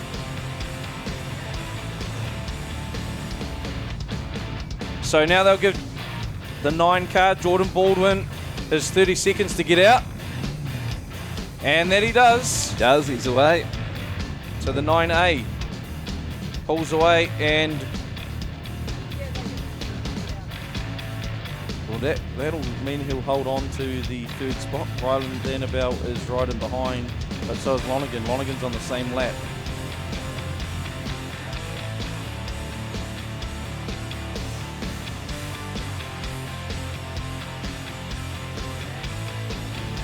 So Wanganui mathematically can't make the 3rd and 4th race with only 2 cars on track, but they can still make the 5th and 6th race and avoid go green. The bottom final. Sturzaker is the leader. Ryan Annabelle now pushed to the infield courtesy of the 45 of Corey Baker. And the 2 young fellas for Wanganui are setting out to do the job. Jordan Baldwin is a lap down in the 9A car on Sturzaker. Ryland Annabelle's in a running position. Oh, Sturzaker now, can he get past Corey Baker? He spins him up. Baldwin goes through, but that's not for the lead. Sturzaker now gets the gear, and he's off going again. So still the race leader is the 15V car. Now what can what's Ryland Annabelle done? He's pulled to the infield. And he stopped, yeah. Baldwin has just absolutely toasted his own teammate there in Lonergan. Now Sturzaker's got to grab a gear. He's the only car left going. Lonergan trying to hold Sturzaker, gets spun up and hinders his teammate's chance. That's Brad Simpson. Now Sturzaker's the Lone Ranger out there for Wanganui. Gets past. Now Simpson in the lead. So Brad Simpson, the 8A car, is the race leader. Ryan Annabelle back on track. That's an interesting one there. 33V back on track. Sturzaker now manages to just get free. Oh, something's happened to the 15V car. So they've done He's 8, headed they'll come infield. around. It's a 12-lap race, remember. Trezan, here comes a big shot at turn 4. Oh, he's up and over. That was huge. That was huge. Massive shot there from Trezan. He lined him up from a mile back. A massive shot from the 33V, Trezan Roland Annabelle. Here we go, he's out of the car. Brad Simpson.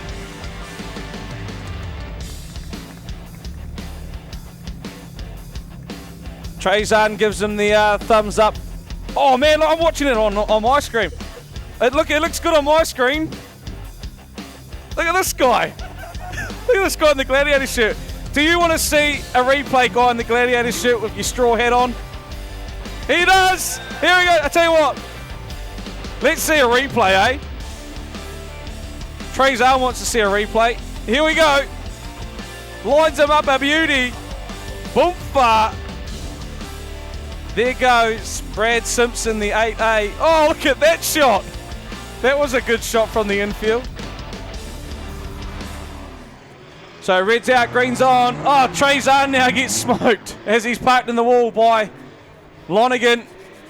So our new race leader is actually Callum Sturzaker. So the 15V, Callum Sturzaker, leads the race. 8A. Oh, Simpson's gone, so Lonergan's actually third place. Second. 3NZ, Gary Lonergan is in second place. Baldwin is in third. Sturzaker gets led to the wall now by Lonergan. Remember, Lonergan's in second place. He can't lead him into the parked car either. So here comes Baldwin. It's not on the lead lap just yet. Sturzaker now takes a shot at Lonergan. Baldwin now moves into second. Now Sturzaker goes through. He's still leading the race. 15V of Sturzaker, the race leader, goes through. Ryland Annabelle's car is headed, and Sturzaker's a one-man army out there. He'll get the white flag this time. That was probably a close one though for Lonergan, to be fair, because he was sitting in the second position. Now white flag, 1 to go for Callum Sturzaker. He's got Lonergan lying in wait. Let's see what the 15V can do. He's got one bend to get by the 3NZ. He goes out wide. He's going to go for the big dive down on the 3NZ. And can he just push him over? Oh, he's got him spun. He's got him spun. Lonergan's got him to the wall.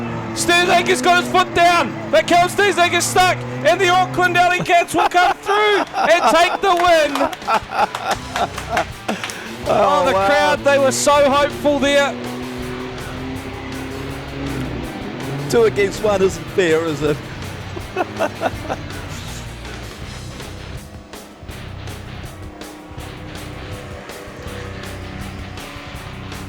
Wow, what some great teams racing there with just the 3 cars at the end. And the Auckland team takes it out in the form of the 9A Baldwin. Sturzaker came second, and the 3NZ of Lonergan in third. I was just talking about that hit, I think it was about 2006, that Jordan Keane got smoked down in turn 3. And he actually just messaged me himself saying it was a Wanganui car that took him out as well. And it was 31V Daniel Matthews who took out Jordan. This time it was 33V Trezan Roland Annabelle smoking the Auckland Alley Cats. But, well, the Alley Cats, though, they've taken the race win. Only 3 cars finishing, 9A taking the win. And who got second? 15V, that's right. 15V got second. 3NZ in third. So Auckland Alley Cats, they finish up on 125 points. The Wanganui Vulcans will take on the Miani Maulers for 7th and 8th. And the Auckland Alley Cats will move into the race for 5th and 6th. Stratford will move into the race for 3rd and 4th. Well, we've certainly seen some action here at the Max Motors Family Speedway and the Capital Pools Stock Car Teams Racing for 2021 has certainly produced, hasn't it? And we've still got plenty of racing to go.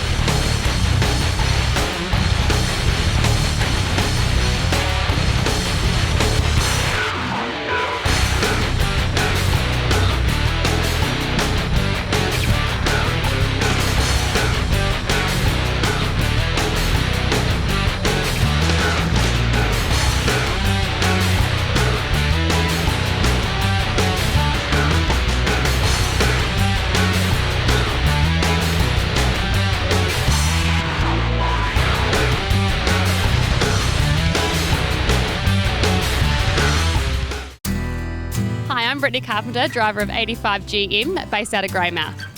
I use wholesale tyres, coloured chrome rims on my car. If you're looking for something unique and different on your car, contact Wholesale Tyres to get these coloured rims. Or get a hold of them on Facebook at Wholesale Tyres, or go onto their website, which is www.wholesaletyres.net.nz. See you trackside. Need coloured chrome rims? Wholesale Tyres. Good rims, better prices, great people.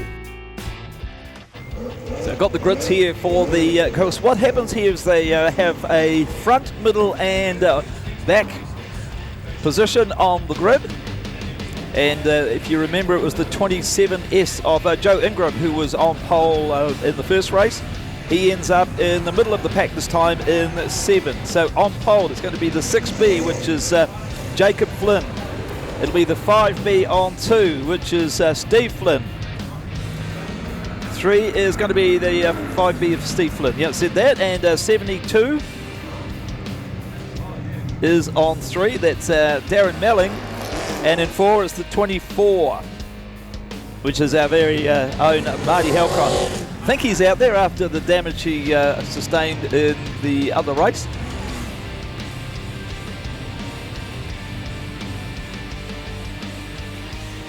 Track looks perfect for Super Saloon racing. This is the Wellington Super Saloon Championships. Heat number 2.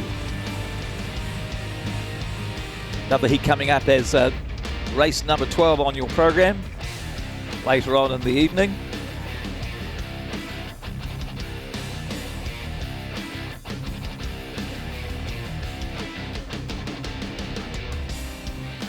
You'll get the green this time, they certainly do. Now the 5 and 6 very close together. Marty Halco's giving it a good go down the inside there from 3rd position.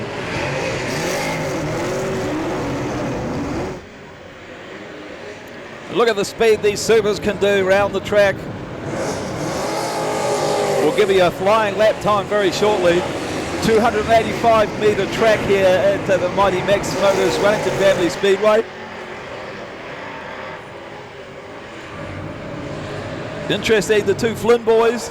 Whoa, there's no love lost between these guys. Marty Halco looks like he's going to lose 3rd place there to Craig Corf in the 8S.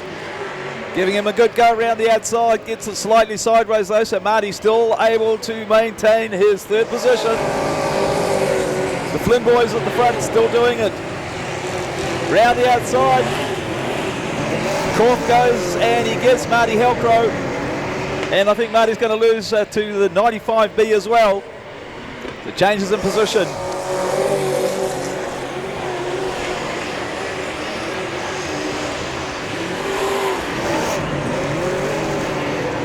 And the Flynn boys out the front really got out a bit of a lead there, and there's a bit more of a gap this time. So the number 6 of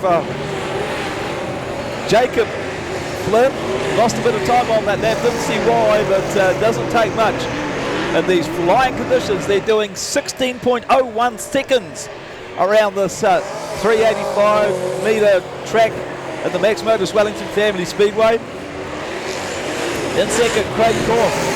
And Marty Halcro's lost the position to the 95B Lightning McQueen car. The kids love this one in the pits. It's the car that everybody, all the kids head for. And he's doing well. He's actually up on the back of Craig Corf.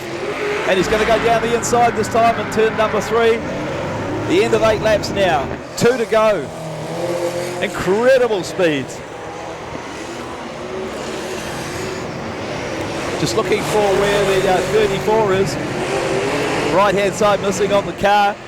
Our very own Matt Eckersley in 8th place.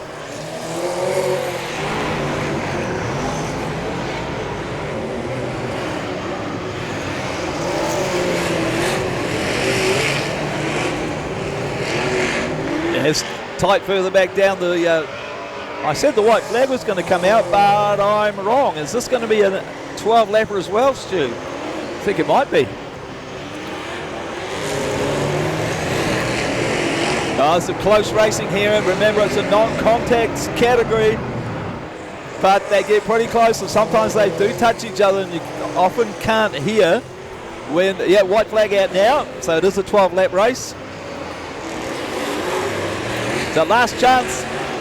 It's going to be a Flynn that wins it, and he gets the checkered flag. And it is the 5B, Steve Flynn, followed by Jacob Flynn, those brightly coloured cars. And then it was the 8S, I think it was. Yes, it was Craig Corf came across the third.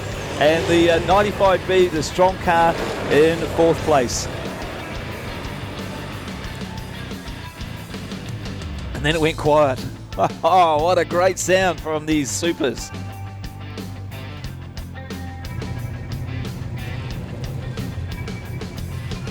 And as it gets dark, you'll see the blue flames coming out of these methanol-breathing giants.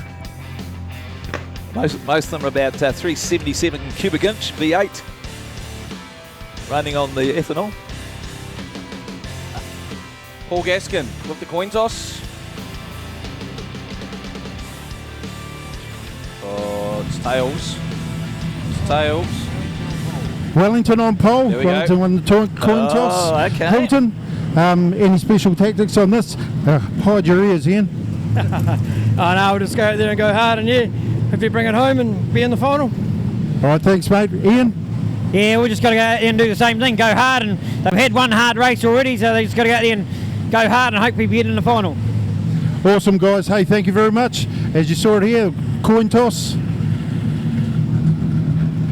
Thanks, Steve. How legit is Paul Gaskin's coin tossing, Steve? Oh, his coin tossing's just excellent. Do you want to ask him how long he's been practicing it? I can't find him at the moment. He's probably off to spend the $2. There we go, look at that. There is the carrier, 971W, the carrier, Jaden Ward. It doesn't look like there's much happening here at the moment. Hey, Dale, how's it going? There's Dale Robertson standing behind me. Just a few checks around here. Nothing in the way of major changes. Just a bit of a pep talk maybe, and could have been, these guys are all good to go. Bring it on. 971W, Jaden Ward, outside row 2. Who's coming into number 4? Who is that? 667, Hamish McLeod, inside row 2. Outside, then we got, well, so I was going to say 5W, he's honing in a bit fast there, he's going for the big shot. 4W, Keegan Levine, inside row 3. And looks like it's the number 5 is going to sit this one out. I would say Fairbrother. 669, Brendan Ty, outside row 3, which means inside off the back 15P, Luke Myers, and outside off the back 46 of Ethan Levine, 772. Kyle Lamp and Palmerston North sitting this one out, and 5W, Paul Fairbrother, also sitting out. Winner goes through to the final. Who wants to see the Pumas in the final? What about the local Wellington Young Guns? Wow, I think they've turned out for Wellington. Come on, Puma fans, where are you? The Young Guns definitely have this, don't they? When it comes to crowd support, turn that horn off. Right, let's get into it. 12-lapper. We get the green. Bryce Jensen tries to make a run to the corner. Jaden Ward runs McLeod to the infield, and now it's going to be Jensen and Burmeister off into the lead. Warden is in 3rd and McLeod in 4th. Brendan Ty in 5th. Luke Myers has got Ethan Levine held in the wall. Keegan Levine running as well. So the 15P Luke Myers, now he gets a shot from 46 of Ethan Levine. Can Luke Myers hold the flight? Oh, he holds the line W up. 15's up the wall. He's back down though. Looks like the right front's gone, and Jaden Ward just smokes them on the way through for good measure. Pumas are running in second and third. Oh, actually, no. Jensen's gone round. The Pumas lead it. They're running 1-2. Daniel Burmeister goes to the lead. 667 Hamish McLeod in second place. 971W Jaden Ward in third. Bryce Jensen turning around in the infield. 4W Keegan Levine moves into fourth. Now here comes Ethan Levine on Daniel Burmeister. So Burmeister pushing Levine, and he's going to catch up to Bryce Jensen as well. Looks like the left rear gone as they dummy it in. Here comes McLeod. No. What can Ethan Levine do? Oh no, McLeod hits Levine. Oh, he spins himself up. Burmeister goes through though to the lead. And we got one up the wall. Jensen goes up the wall. Keegan Levine into second. Brendan Tye into third now. This is a huge game changer. Now Keegan Levine slows up the 4W. We go red. We go red. Well, that's a disadvantage for the young guns, that is for sure.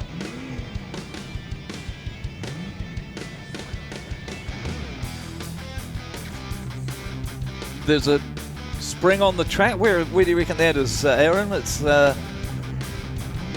as well as the car up the wall. Yeah, so Bryce Jensen is the car up the wall there at the far end. So talk about the lead changing heaps in this one. Replay. Here comes the replay on the Capital Pools and Spa. Replay, McLeod spins up Levine, clips Burmeister. That was very lucky, that. And Jensen drives up the top. We go green once again though. And Burmeister is the race leader. Myers has Ward held up, although Burmeister to the outside goes through. Ty goes into second place. We go red. And I'd say this time... Wheels come off. Yeah, there it is down there is a between wheel turns off. 3 and 4. Is that off the 971 cap? No. So we had a spring on the track, and now we've got a wheel on the track. I don't think it's just a tyre. So the 9W, Bryce Jensen is going to be pulled off the track. So they'll get the 9W out of the car, and they're going to give the 667 a chance to back out. Keegan Levine's lost the right front. So the lead Wellington car has a right front gone, and Bryce Jensen's out of the race. Give him a hand. Here he comes with the steering wheel in hand. So they're going to let Hamish McLeod have a chance to back out of this one.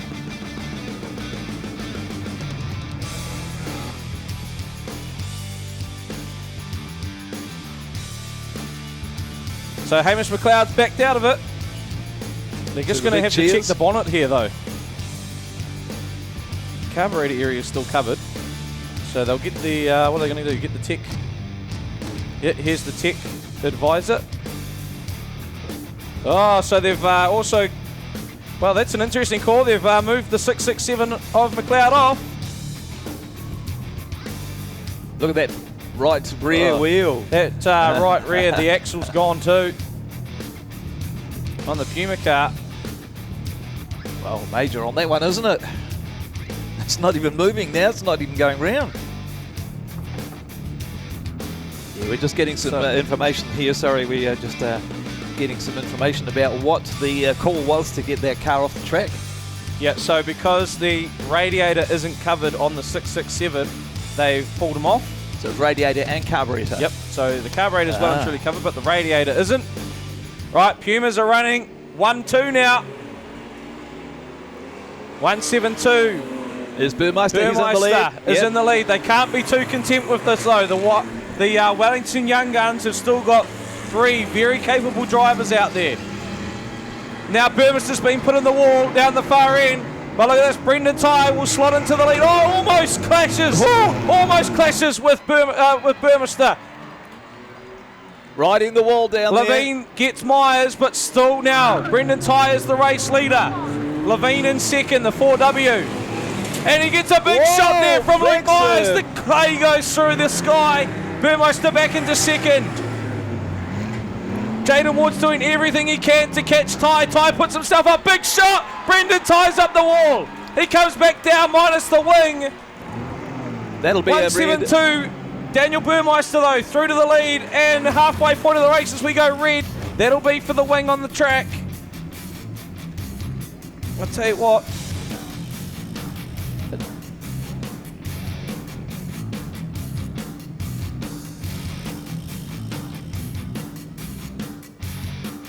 Replay coming up on the big screen. Look at that, he was halfway up the wall and then he got pushed the rest of the way. So what Ty's done there, it's a move you often see, and that's he's gone wide to the wall to avoid, to soften up the blow. But because he's there, it's launched the car up. He's got a right front gone there on the 669. Brutal this race, isn't it? Tell you what though, they're still running 1-2 here, the Pumas. And it's Burmeister leading it in the 172. Ty in second, then we go back to Levine, and Jaden Ward is a man on a mission. Here comes another Capital Pools replay.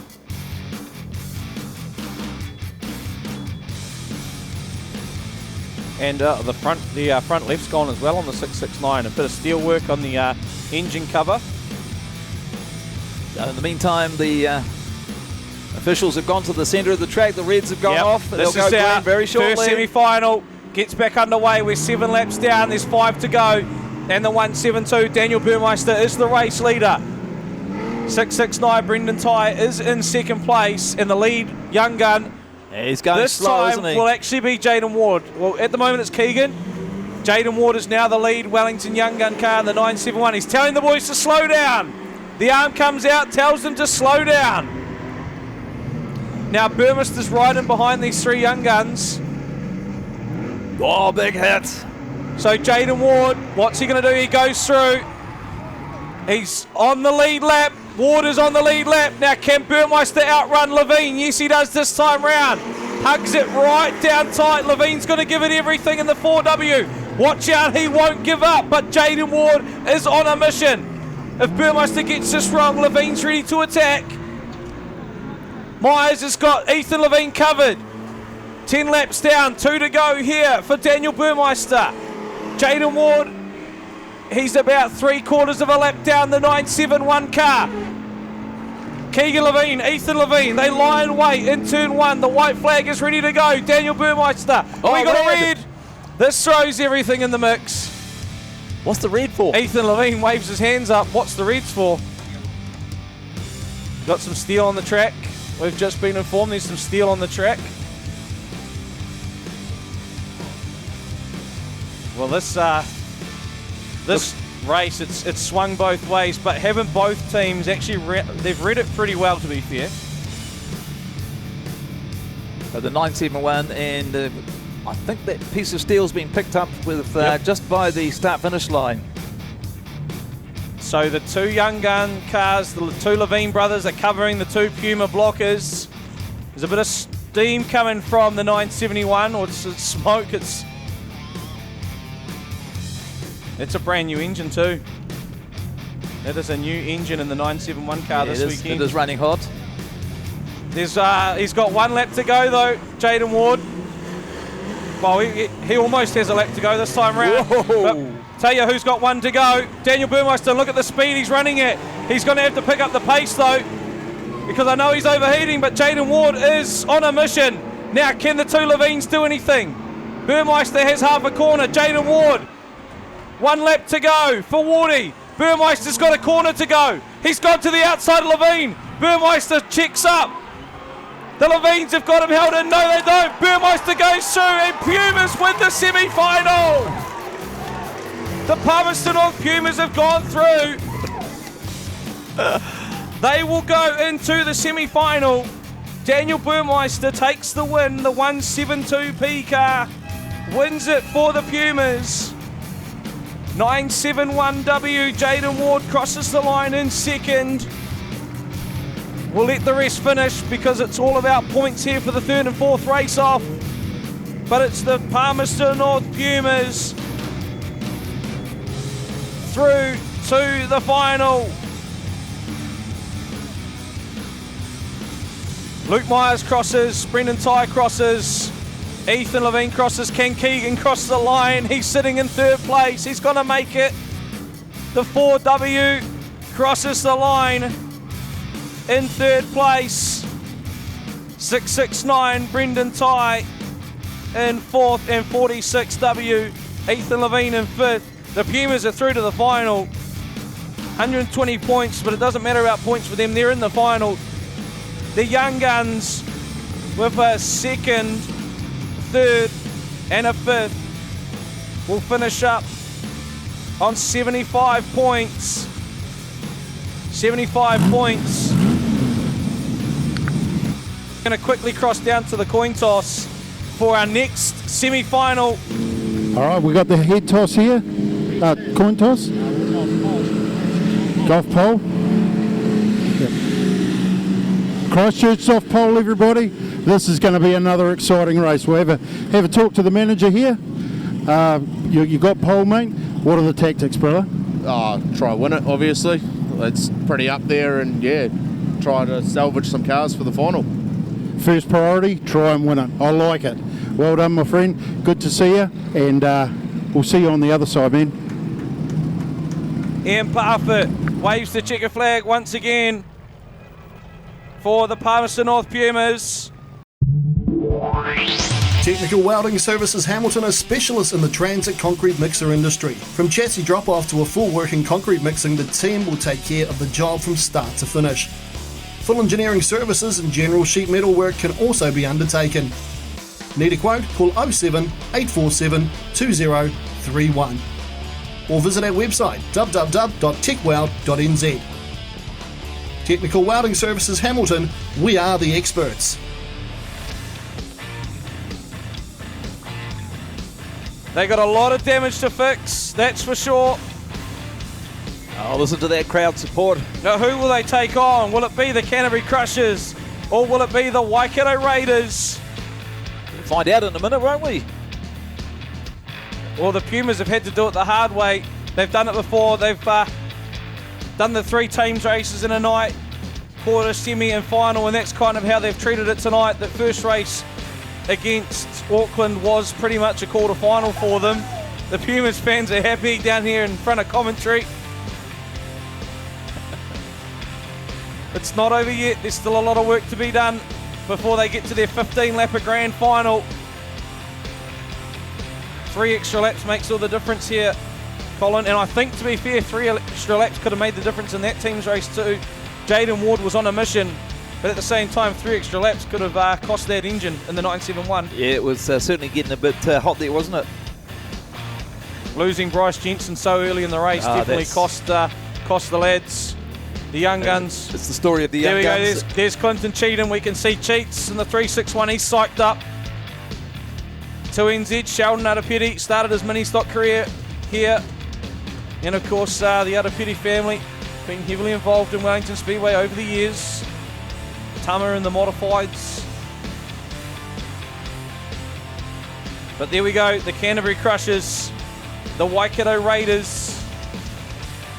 Right, let's look through the Waikato team. 8H Larry Henderson, 24H Brad Philpott, 27 is Brett Aiken, 88 Justin Hutchbury, 361 Clinton Cheatham. We saw Big Nevin Shrub just walking off the track there, the reserve driver. For Christchurch, for the Canterbury Crushers, 2NZ Sheldon Arapeti, 36 Dan McNally, 151 Wade Sweeting, 317 Jay Holtham, 991 Harley Robb, and their reserve driver is Awa Johns.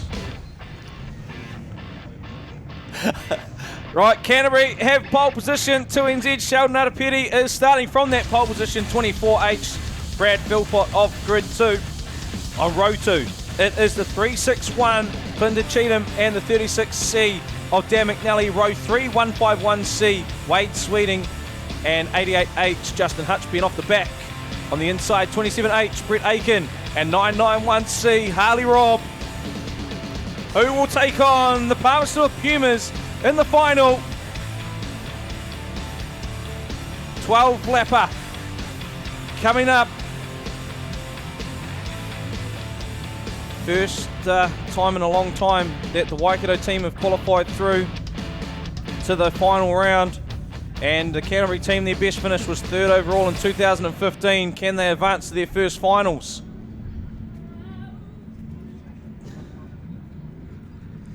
So the driver gets back into the Capital Pools ute. That ute will pull off, and they'll be under the green flag and lights for a clutch start in this one. Green's on, let's go! Philpott on the brakes. Arapeti gets the hammer down, and so does Cheatham, but he's got Wade Sweeting there. Brett Aiken tries to push the 151 into the wall. He does, he pushes him wide. Here comes Philpott! Big shot from the 24H. Arapeti leads it, Cheatham in chase with Brett Aiken. We've got Justin Hutchby and Dan McNally down here on turn 1. They're going to try and cover, and Hutchby gets McNally round. Oh, he doesn't get time though to get Arapeti. But still allows Cheatham and Aiken to go through. Next car line and wait is Brad Philpott down there, turn number 4. Arapeti approaches with 2 Waikato cars in behind. Here comes Cheatham. Oh, Cheatham, which way he's going to pick to the inside. Arapeti's up the wall. Arapeti's over. The race leader's on his lid. Sheldon Arapeti is gone from the final, and Waikato are 1-2. So Arapeti rode the wall and then the pit gate. The Mulu men are running 1-2. Canterbury sitting in 3 and 4.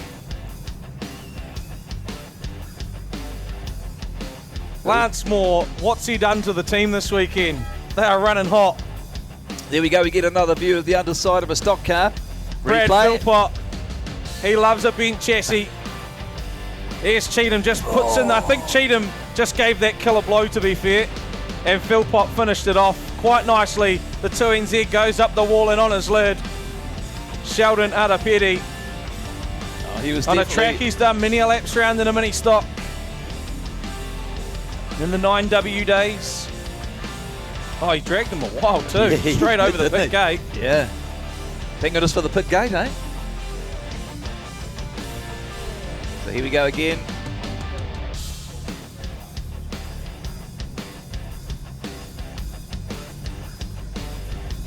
And a big hit, another view of it. Yeah, a huge hit there. Riding the Demon Energy gate and finishing up just beyond it into turn 1.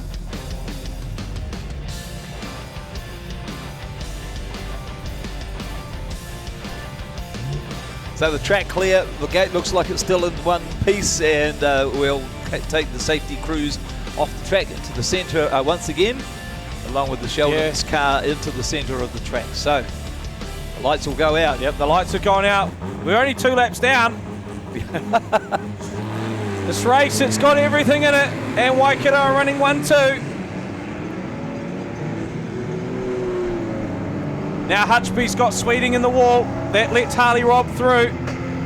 But there's 2 Waikato cars working on Dan McNally, who turns right. Cheatham puts him to the wall. Oh, McNally's up and over!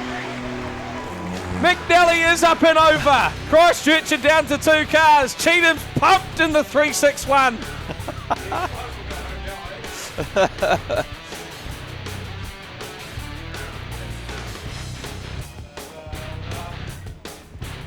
So almost an action replay of the previous rollover. Wow.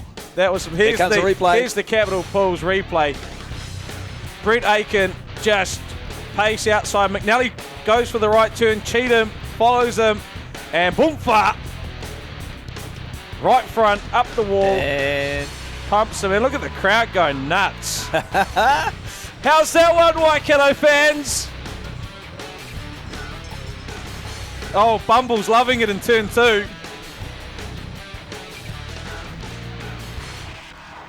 Yes, good slow-mo replay on the Capital Pools screen. They haven't missed a beat this weekend at all, have the Pits TV. They have caught every rollover we've had. Great camera work, guys. Well, who's left for Christchurch? If, must be Wade Sweeting and Harley Robb left. As for Waikato, everyone's running, and they're running at 100% too by the looks of it. The reds are out though, the greens are on. No one's moved down the far end except for Brett Aiken and Harley Robb. Clinton Cheatham There's, he's moved into third place. Aiken now to the inside, and Harley Robb is chasing hard the 991 car. He's got Aiken lined up. Oh, he's pushed him. Here we go. The 27 almost got smoked there. Philpott now, he's got the 991 covered. Aiken goes through. Harley Robb still in second. Cheatham's in third. And another Christchurch car's up the wall. This time it's Sweeting. This time it is Sweeting. We go red. And Christchurch are down to one car, and it's Harley Robb.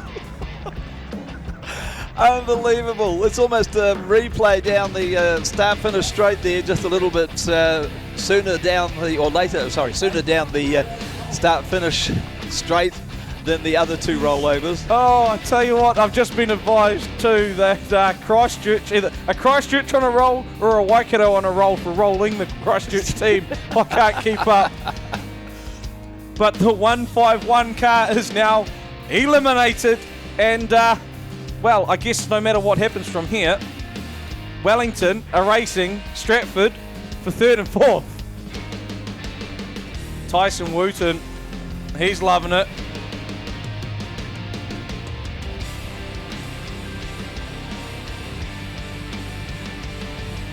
Who would have thought? Look at the infield, looks like the Canterbury Crushers pit bay.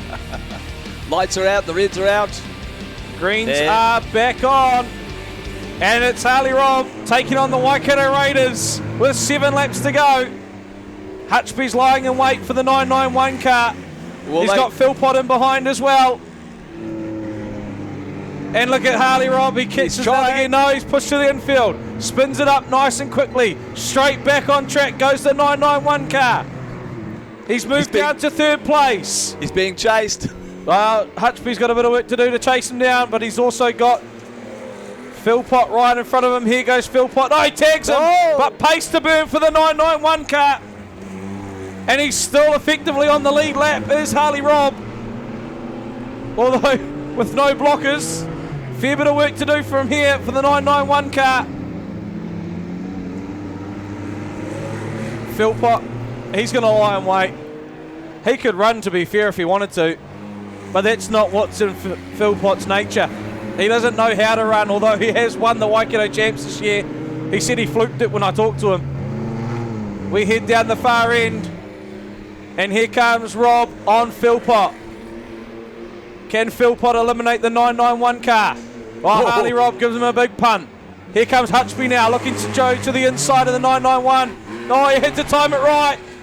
Oh, they've got him pinned in. Robb straight on the reverse button. Straight into the back of the 88, and he's officially a lap down now, the 991 car. Philpott gives a thumbs up out the window. And oh, look at this. Could this be the moment? No. Robb doesn't want to be the last one to be eliminated. There goes now, he's at 2 on 1.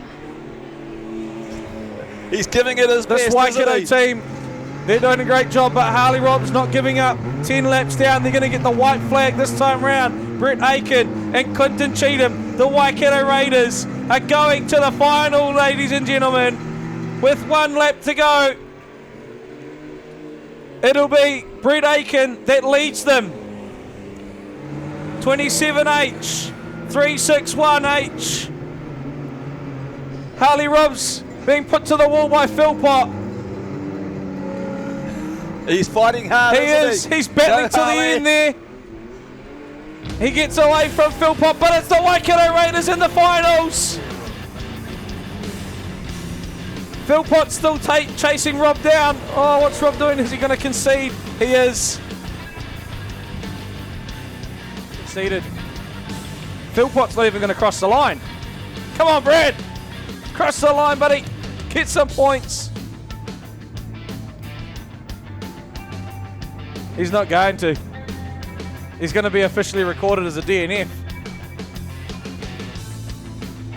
Well, the Canterbury Crushers, they're going to race the Alley Cats for 5th and 6th. The Young Guns are going to race the Stormers for 3rd and 4th. But the final, the grand final, the 15-lapper will be between the Demon Energy Palmerston North Pumas and the Waikato Raiders.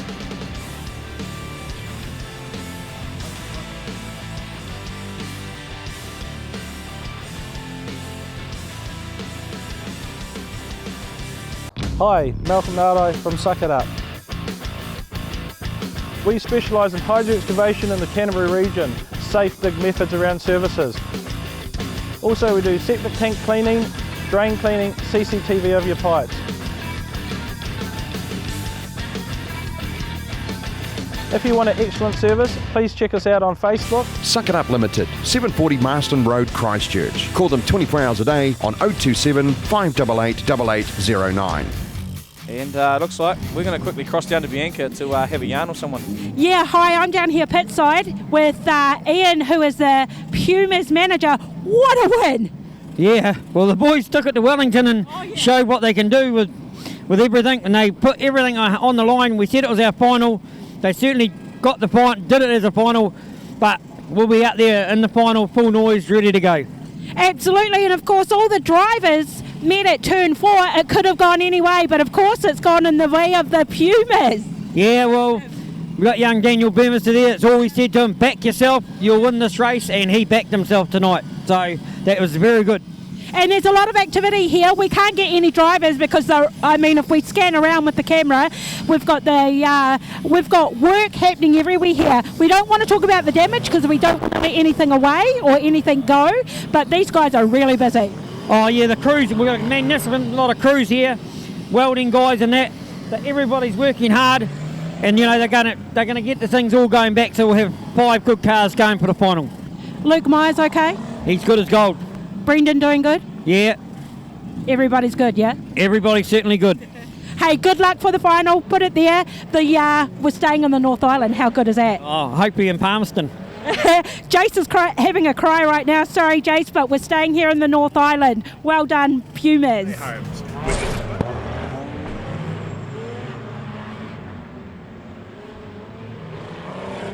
Yeah, changing commentators here.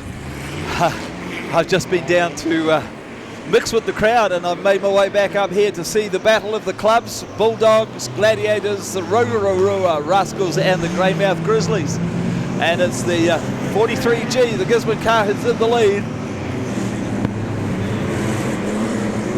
Great atmosphere out here in the crowd, and everybody enjoyed that last race. And we're heading after this one to the 7th and 8th Tier 2, Semi 1 and 2. After this one, 2 laps down, and it's the 735 now of Orr, 638 Morris, and the 49M of McPherson.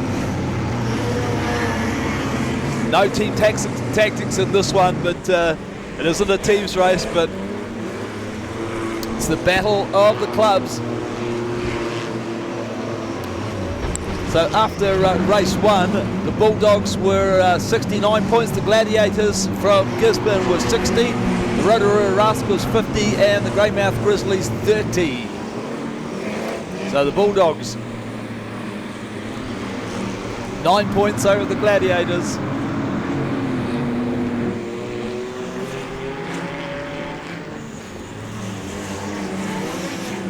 Five down halfway through this one.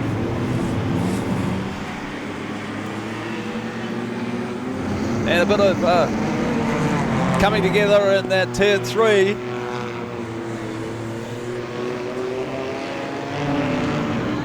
And it's really good to see the Greymouth Grizzlies here. They're a great team who've come a long way from the West Coast with a typical West Coast attitude of, hey, let's get out there and crash some cars. Talking to we've interviewed a couple of the, we got a problem with the car at the Greymouth car, and he's gone over! Red flag. Well, that was a bit bizarre.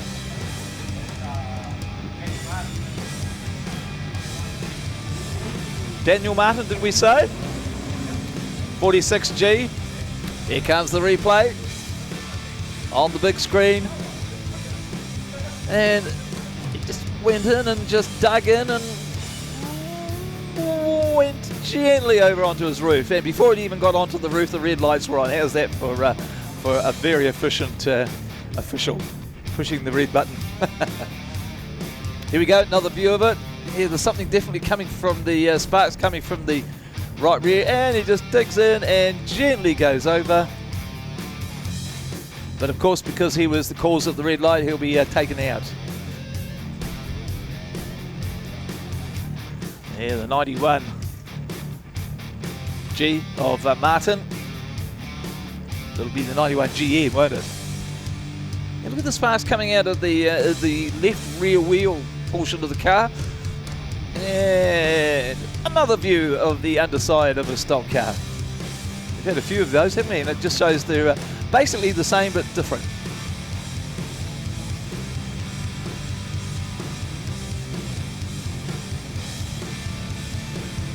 Yeah, that's somebody's just voiced an opinion that it's everybody else against the Greymouth team. I know that the team have got the attitude of let's go out crashing cars, but and look at this, just gets it slightly sideways and yeah, ganged up there and gets squashed, squeezed. Right, the Reds are still out.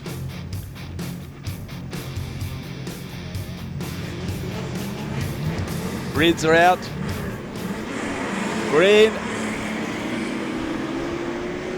And who's in the lead? Oh, it's the 638, just trying to pick where he is on the track.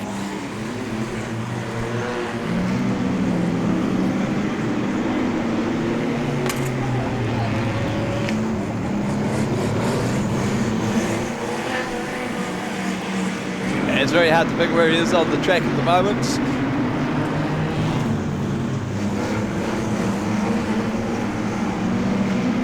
They've done 8 laps, the white flag will come out, so there's an indicator. There's our leader coming around the, there he is, coming down onto the inside of turn 2 is our leader. And I think he'll get a clean run round to the checkered flag, 10-lap race this one. And he gets the checkered flag for Morris. Followed by Stewart in the 52R Rotorua car, and then the 735, the 49M from the Bay, and 15GM, the Smith car.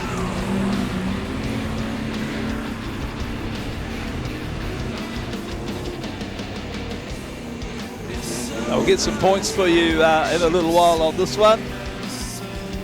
Morris, 40 points. Stewart, 25, all will be on 37 points. McPherson on 33 and Smith the 15G in 27.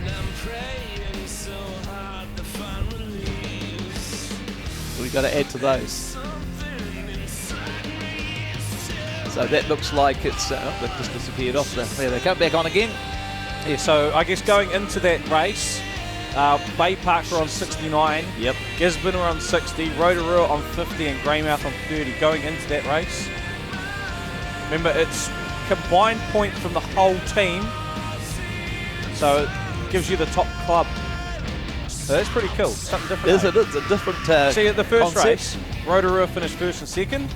Yeah, but then they didn't have the rest of the team. The rest of the team failed to score as many points, you see, whereas Bay Park, obviously, all finishing up there. But in the meantime, before we go to the 7th and 8th race, let's go back to Bianca. Yeah, I'm down here pit side joined by Brett Aiken. Brett Aiken, pound it, mate. What a win. Yeah, that's one win. We've got one more to go, so let's hope we can do it. And picking that Christchurch team off one by one is obviously the way to do it. What a tactic. Oh, yeah, but who knows what's going to happen in the next race, you know? If you listen, stick to your guns. You'll be sweet as. Yeah. Now the team has gone back to the car. They're absolutely stoked. You've been given high fives. What I want to do is all your supporters are down on Team 2. Can they hear me? Can they ring their cowbells? Tell them to give us a noise. Go on, make some noise, Waikato. One more to go. One more to go. We're going to keep it in the North Island, which is a good thing. Can you do it? Are you going to bring it home? Oh, we'll give it our best. We'll give it our best. Yep, definitely.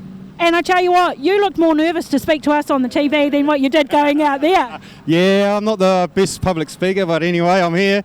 Hey, it's all good, mate. You got a big smile. Put it there. Look at that. Happy Let's go, Waikato. Let's go, Waikato. Happy man. Well done. Good luck for the next one. Well, I just wanted to talk really quickly. Stu, you mentioned Boney Tony before. Now, Hi, Bonnie Tony, if you're watching. I don't know if you remember me. I know that you used to race with Wayne Hemme and Scott Carson. Scott Carson's actually here tonight. We want to wish him a very happy birthday. We hope that everybody out there is enjoying the races so far. We're not too far away from the finals, guys, so get excited. We're almost there. And yes, it's staying in the North Island.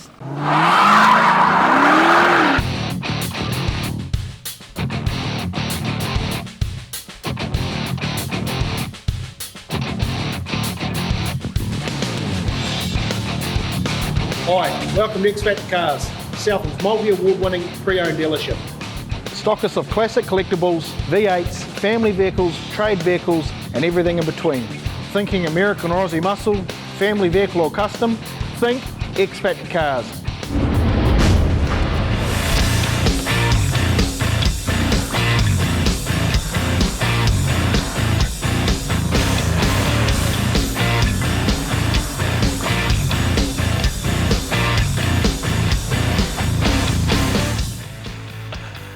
So, right, the Demon Energy Gate is shut again. Looks like the Wanganui team, they've brought 4 cars out. Jerry Linklater, he blew an engine in that last race. Oh. So the 98V went pop. Here we go. And look at this. This is great work here from the pits team. So 15V, Kaylin Mooney. 16V, Cody Alabaster. 33V, Trezan Ron Annabelle. And 82V will be Dennis Black. That is your Toyota Wanganui Vulcans. And for the Miani Maulers, looks like there's only 3 of them on track. So 5B is Regan Penn. 96 of Brandon Symes. No, I missed the third one. Yeah, there we go. Oh no, they brought all 4 out. Sorry, I missed Melling. Melling was the car that I didn't see.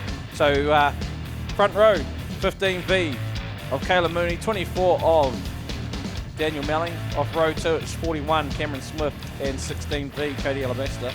Row 3 will be 82V Dennis Black and 96B Brandon Symes, and off the back 5B Regan Penn. Regan Penn in the spank. Yep. Chassis. Yep.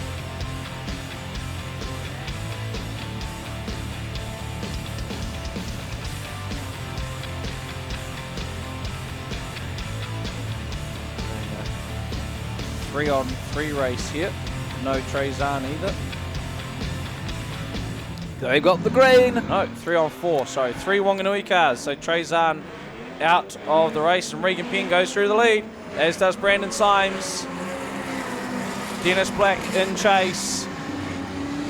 And Cody Alabaster. Kaylin Mooney has Melling in the wall. Symes sitting in second. Regan Penn, the 5B car, leads the race. From the 96B, Brandon Symes go back to 82V. Dennis Black, 16V of Alabaster. And both Wanganui cars slow up. Alabaster goes through. Dennis goes up, mate, I've got this. I'm blocking. Leave it with me. Kayla Mooney now on the run. Melling will cover Penn and also cover 96 for Symes. We go back to the 16 of Alabaster as we just see Dennis Black trying to find a way around. The 2 bay leaders go through. So yep, it's the Penn car in the lead. Oh, it was. Now it's the Symes car's gone through. Here comes Alabaster up to Swift. Oh, he spins himself up the 16V. So Kaylin Mooney is now the lead Wanganui car. Big punt into Melling.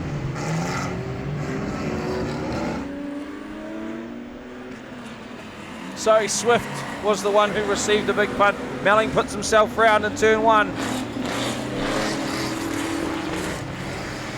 So, Kaylin Mooney sitting in 3rd spot. He is actually on the lead lap as well as Alabaster.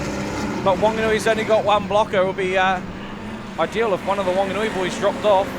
They're 5 laps into this 12-lap race for 7th and 8th. Oh, missed him in turn 2. Swift had to go, Alabaster, I thought Cody was going to line him up. He should have just smoked him, to be fair. Drove straight through him. Whoa! Oh, we got Dennis Black. He had a good crack at our race leaders. They both go through though. Caelan Mooney is a man on a mission and he's catching the race leaders too in Callum Sturzaker's car.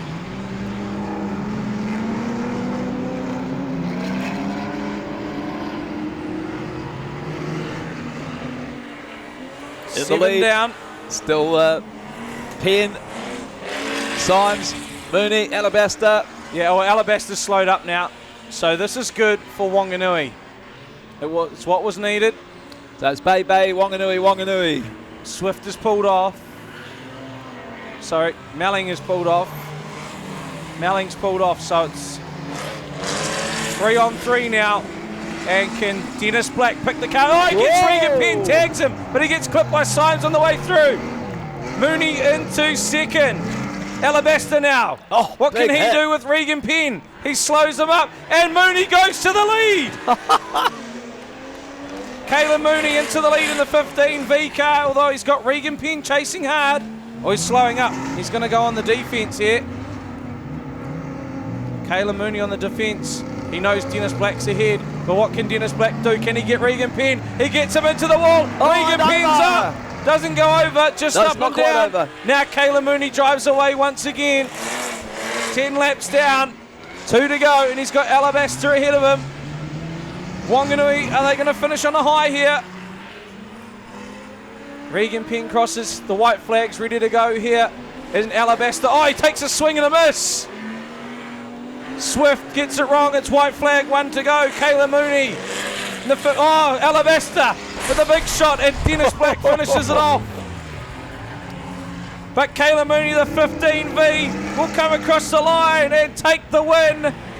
He's got a clear track ahead. Oh, Regan Penn thought about it. Claps from Dion on the sideline. Brandon Symes finishes up as well.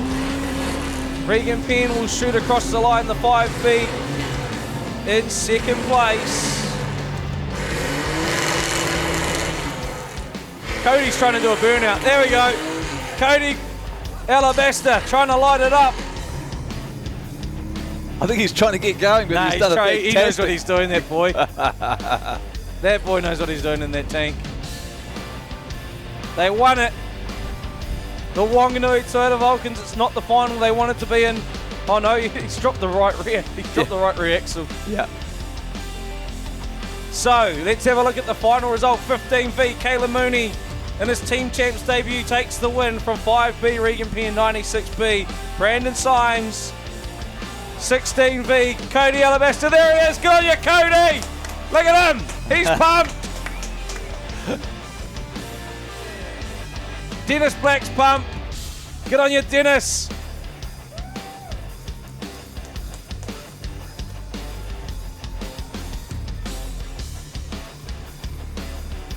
Well, these finals, they're just getting epicer and epicer. There you go. Good on you, Dion. Good on you, Cody. Francis Potaker on the back of the 15V. They only came out here with 3 cars against 4, and they still took the win. I've just heard that there's a runoff for 3rd and 4th between Stratford and Wellington. So, goodness me. I'm standing here with young Josh O'Keefe from the Wellington Young Guns, and mate, that last race didn't quite go how you fellas wanted it to. Oh, no, definitely not, but it was down to the wire, down to the last lap with the boys getting onto Burmy, but it's just how teams racing goes. Can't really, no one went into it thinking that we'd get in there without an easy fight, so can't complain. We're still in it for 3rd and 4th, but yeah, just not defending it for next year, but it's okay. Yeah. Well, we might have to travel next year, mate, but, looking forward to things like that. So are you going to get a run tonight or not? Nah. All of the boys, the cars are still all good, so just a quiet 6 drive, without a drive, but that's all cool. That's what, no one wants to go into 6 driving and get a drive because then one of the boys are hurt, and that's, it's not what we're about. Yeah, I understand that. And the 6th driver is still an important part of the team, isn't he? Yeah. Essentially, I'm just, sorting out all of the crew stuff as well, just another hand to help out. And then if need be, then I put my gear on and hop in and do what I need to do, you know, whether that's racing or just sitting on the infield and getting a couple of hot laps on a hot rod car. So it is what it is. It is what it is. Hey, thanks, Josh. I think we're going to go racing shortly, so all the best, mate, and we'll catch up with you later on. Yeah, in the club rooms. Right, cheers, everyone. In the club rooms. Thanks, guys. Is it me, or did Josh O'Keefe just look like the most excited person ever to get an interview? He looks stunned, to be honest. The facial expressions that were coming out of that kid. Unreal. Stunned. Right, now, the teams. Auckland Alley Cats, 3NZ, Gary Lonergan, 8A of Brad Simpson, 9A, Jordan Baldwin, 45A, Corey Baker, and the 659 of Matt Nathan. Canterbury Crushers, 2NZ, Sheldon Arapeti, 36, Dan McNally, 151 of Wade Sweeting, 317, Jay Holtham, and 991, Harley Robb. This is the race for 5th and 6th. Harley Robb on track. Jay Holtham, Wade Sweeting, Dan McNally. Looks like no Sheldon. And for Auckland, I can see a 9A, 659, 3NZ, and a 45. Corey that's Baker. interesting because Corey Sheldon was... Baker would have to go down as one of the best stock car teams races in the country, hands down. I've said it right now. So 9A, Jordan. We love Harley Robb. Just calm down, Jason. All right. 9A, Jordan Baldwin from pole position, 317. Jay Huggies Holtham. That's your front row. Row 2, 991C, Harley Robb, 659C, Matt Nathan. Row 3, it's the 3NZ from Auckland. Gary Lonergan, 151C, Wade Sweeting. And off the back, it's Dan McNally in the 36C and the 45A of Corey Baker. Oh no, Corey Baker's backed out. He's going to square up a bit. Did you see that message that Jason just put on the TV? No, I was watching out onto the track, to be honest. Donuts and all. It's a love-hate relationship. It tends to sway towards the hate. Right, another 12-lapper. Indeed. Race off for 5th and 6th. The Crushers and the Alley Cats. Green, go, Lead go, drop go. the green. Jay Holtham, his second run for the weekend, and gets pushed to the infield. And oh, look at this. It's it's all over the show. Gary Lonergan, though, 3NZ, once again out in front. Dan McNally chasing, as is Jay Holtham. Matt Nathan is trolling that pole line. Harley Robb's hitting hard, as is Jordan Baldwin and Wade Sweeting. Corey Baker cruising, waiting for his teammate Lonergan to go through, and he can start protecting. Oh, one's got problems. That will be McNally. 36C of McNally is on the infield, down in turn 3 now. Corey Baker gets the punt from Holtham, who runs into the infield. They both have to yield. Holtham goes through. Now Lonergan around the outside of Harley Robb and Matt Nathan. The 3NZ in control of this one. Jay Holtham sitting in second, the 317 from Christchurch. And Jordan Baldwin, the 9A, in third. Back to the 151 of Sweeting, who is behind the 45 of Corey Baker. Now, can he pick up the 3NZ of Lonergan, though? No, goes way too wide. Too focused on the 45 of Baker. Now, this is the classic North Island, South Island battle, isn't it? Isn't this great? It's almost like, the Blues and the Crusaders. Yeah, it is. Very much. So still Lonergan leading, and Rob's not slowing down, which is a bit odd because he's not the lead Canterbury car, and he's going for a run. Sweeting is actually even ahead of Rob. Away again down the grandstand straight. Lonergan will be loving this because Rob in front of him, probably one of the best blockmen when it comes to teams racing, is just cruising around. Here comes our leader down the grandstand straight now. Oh, we lost the wheel down the far end. Oh, we lost the wheel down. Wheel. That's off Corey Baker's car. 45 has lost the wheel. This has happened a lot, hasn't it? Oh, wheelie? And it's still going. For wheel. Oh, yeah, for wheel. For wheel.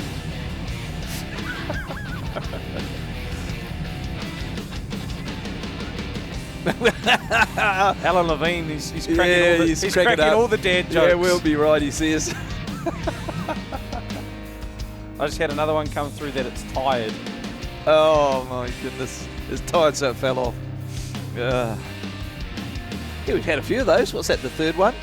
Third tonight, isn't it? Third tonight.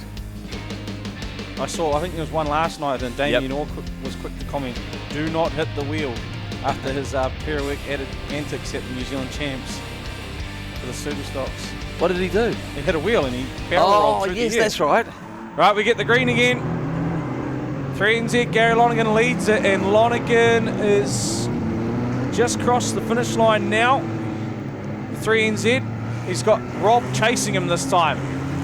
And he goes into a little bit of a defensive manoeuvre. Oh, that was close. Baker up the wall, back down, courtesy of Holtham, who is actually the lead Christchurch car. And wheelless. There he goes, 45. Fair bit of damage to the front end, the right front, in fact, on the 317. So Rob now, he's caught Lonergan and smokes him into turn. But Rob's gone up. He's parked it on top of Corey Baker. Hooks reverse. Trying to get off. I don't think he'll get off. Oh, look at that. There we go. Now Rob could get off. Well, if Lonergan Baker drove forward, but he's not allowed to. He'd roll him. Oh, clips him. Holtham clips him. Doesn't work, though. 3NZ Lonergan leads it from 9A of Baldwin. Baldwin's actually on the same lap as well, the 9A. He gets absolutely Here we go. Here's a big lineup. Oh, he doesn't make the shot. I thought Sweeting was on for all money against Baldwin. Not to be. The 9A got away with that one. Matt Nathan now has a go at Sweeting. Can't get the job done. You'd think Christchurch would have learned about going around the outside after that last race. Yeah. And Baldwin moves back into the second place. Same lap as Lonergan. They're going to get the white flag this time round, the 3NZ car for Auckland.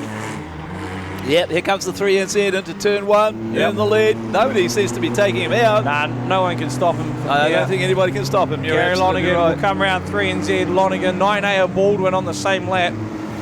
Auckland are going to finish 1-2 in this one when it's all wrapped up. And here he comes, 3NZ. Gary Lonergan takes the win. The Auckland Alley Cats. Sweeting finishes, but he's down in third. Baldwin will cross the line in the second place.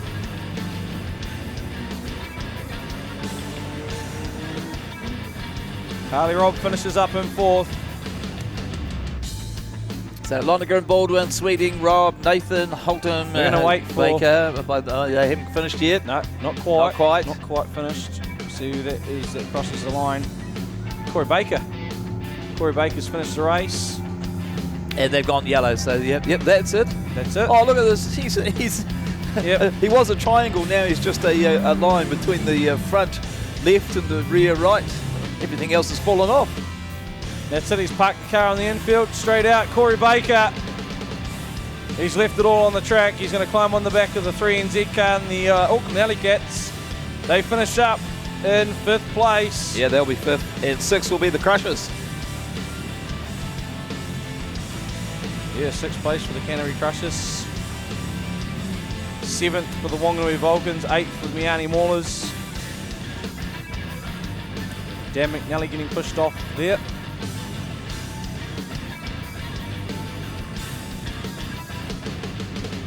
So there we go. That's our race for fifth and sixth. Race for third and fourth coming up next.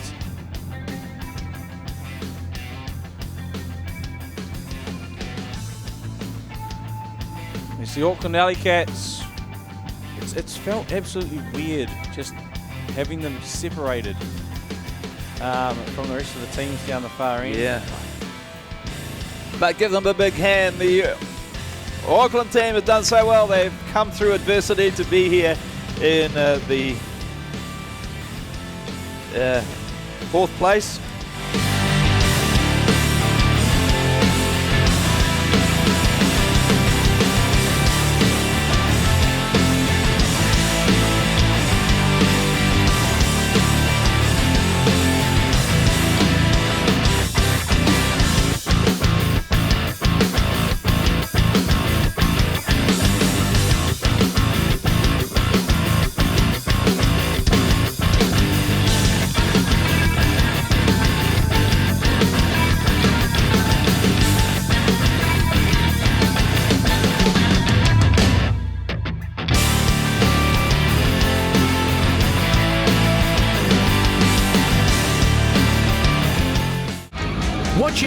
you do with your four-wheel drive.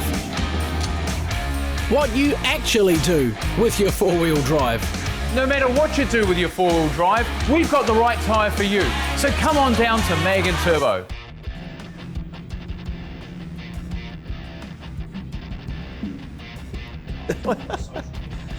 You're right there, Steve.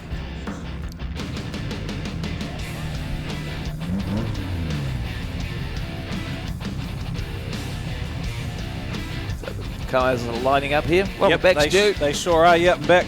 Grab the a drink, water. Yeah, and a lie down. Yeah, a little bit. Right, here we go. Third and fourth race off for the last spot on the podium. 9W Bryce Jensen from pole position. 33 Tyler Walker on grid 2, on row number 2. It's the 32S of Mark Duthie and the 5W of Paulie Fairbrother. On row number 3, 4W of Keegan Levine and the 17S of Kurt Vickery. And from the back, it is the 72S of Bevan Phillips and the 46W of Ethan Levine. Obviously, as we saw, 971W, fair bit of overheating, I would say, from that car. With the green fluid pouring out the bottom, I would think it's not ideal to run it for this race. The last step on the podium, the Young Guns, the local heroes, and the Stratford Stormers. They went to battle in the final last year. It's for third and fourth this time round, and look at this straight away. Paulie Fairbrother pushes his way to the lead. Duthie's going to go with him. Bryce Jensen goes round, courtesy of Tyler Walker, who goes round as well. Oh, big park shot there from Keegan Levine. Those Levine boys love a good parky. And Paulie Fairbrother, under a lot of pressure, gets smoked down the far end. Right. Oh, and another park shot. This time it's from Vickery. Bevan Johnson's got a stuffed left front, and Bryce Jensen, the 9W, goes back into the lead. Duthie sitting there in second place. Keegan Levine in third. And here comes a big lineup. No, it's just Duthie going to the inside of his team. Oh no! Jensen got stuck with Bevan Phillips. It's alright, it's opened the door this time for Keegan Levine, and Jensen are running side by side. But Duffy's coming in hot. They're going to catch up to Kurt Vickery. Look at Bryce Jensen. Rides the wall around a lot of them. Keegan Levine not falling for that one. Goes to the outside, we go red. And I would say that down will the far be end for the Phillips car. The 72S, he is in a bit of a dangerous position there. And look at Paul Fairbrother's right front. Yeah, the whole right front, it's bent. It's like underneath the chassis. Bevan Phillips, the old Kerrigan, it's seen better days in the front there. So this is the race off for third and fourth. Here we go, here's a big shot from the Capital Pools replay. Bryce Jensen clips. Paulie Fairbrother then absolutely pumps into the back of Bevan Phillips. He was already immobilised, wasn't he? He was already stationary, so the old head would have banged side to side on that one, no doubt. Whoop. So he's out of all that. Keegan Levine was the man that actually came out in the lead. Jensen in second. Again, we've seen a lot of action in this one, and they're taking off the Stratford car there with the tow truck. Yeah, they certainly are. See it on the big screen. I can't see the 5W moving anytime too soon either.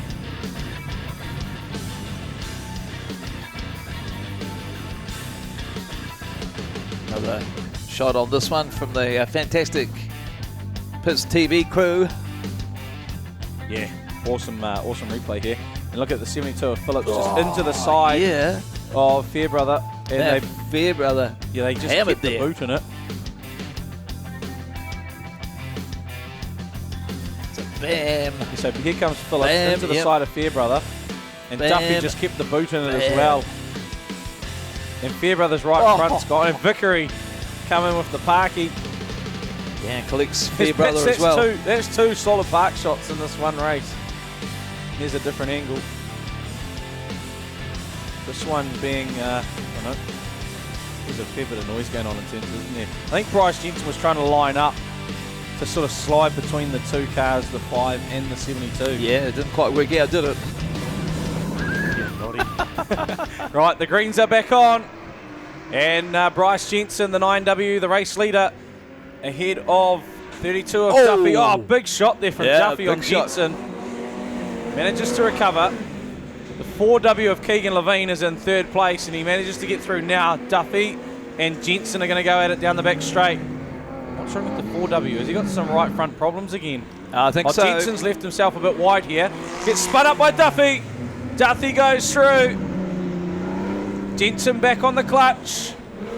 And look at the Stratford car, quick to speed off the infield and so he doesn't get covered there.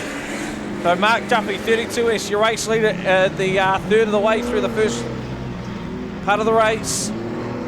Comes up to Ethan Levine in the 46 now.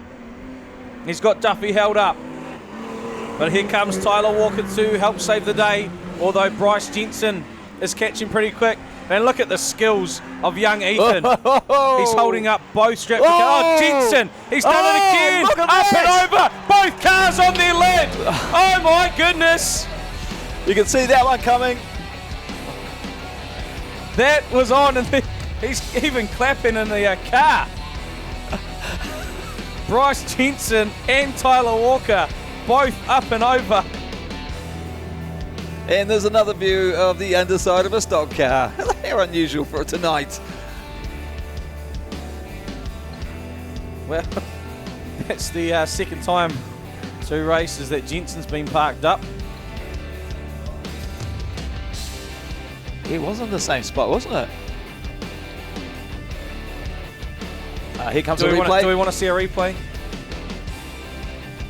I'm pretty sure the crowd want to see a replay. Surely? Those at home want to see a replay? They want to see a replay. Come on, let's play the replay.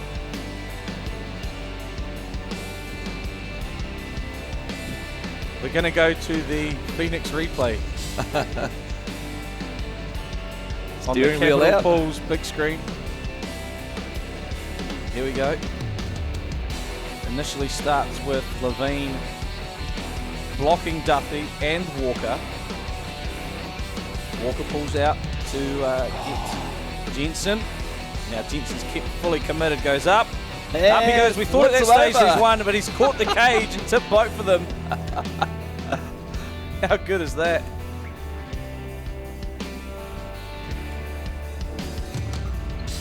So here goes Jensen. Here's another view. Wow. That's And awesome. take that.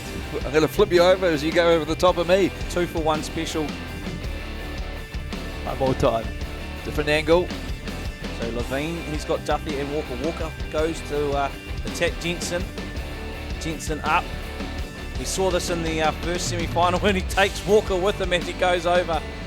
How good is that? I think the driver's out of the car. At least one of them. They're both seated though. Oh, look at this. A bit of instructions going on from Tyler to Mark Duffy. Why not? Why not take a last bit of advantage while you can? Be rude not to. He's just signalled to Tyler that he's the leader. I think we're just going to quickly drop down to the to pit side with Bianca. Hey guys, so I'm down here with Troy Curry. You're the Christchurch manager, Troy. Now you're waiting very nervously for a decision to be made. We've been down here for quite some time. What's going on? Just in our semi-final race, our sole finisher has thought he's finished the race and entered the infield, but the referees have seen it a different way, so we're just trying to get his $100 fine for seeking sanctuary removed. So what have they actually fined him for exactly? At the end of the race, he has been deemed to not cross the finish line. He's exited the track on turn 2, and then as he's clapped the winning team on the front straight, he has crossed the checkered flag under racing conditions. And of course, you've got the in-car footage to show a totally different story. We had managers on the back of cars and everything, didn't we? Yeah, unfortunately, it's just the way it is, so hopefully common sense prevails. So you've been waiting down here. You haven't even seen the team since their second to last race. So we're waiting nervously. We're just getting a couple of cars off the track, of course. I suppose we can go back and have a quick word with them. Oh yeah, well just go congratulate them that they didn't give up. Yeah. So yeah, they've done themselves proud, I think. Absolutely, and Harley Robb, if he had any opportunity to seek refuge, it would have been long before the end of the race. He was the only car out there with four cars chasing him. Yeah, exactly. One you know, when it's 1 versus 4 for 9 laps, I don't think you'd pull off once the leader's finished. Absolutely. Well, listen, we'll let you back to it. You can go and see your team. And, of course, I don't know if the cars are off the track yet. Everything's a bit quiet out there, isn't it? Perfect, yeah. Hey, I know that this is probably a very touchy subject, but who do you think is going to take this away? I'd like to think it would be Palmerston North, just because I haven't been there. So, yeah, next year hopefully we can go there. You've never been to Palmerston, of course. You used to race you've raced in this team before, though, haven't you? This is your first year as manager. Yeah, well, hopefully I can get myself back in the team next year. Well, I tell you what, it's staying in the North Island. We'll see you in the North Island next year. Congratulations on your weekend, though. Awesome. Cheers. Thank you, Troy. There we go, Troy Curry, the manager for the Canterbury Crushers. Originally Jay Holtham, the manager, but obviously he got called into the team to race. So they had to find another manager, and Mr. Curry's done it. Troy Curry is it.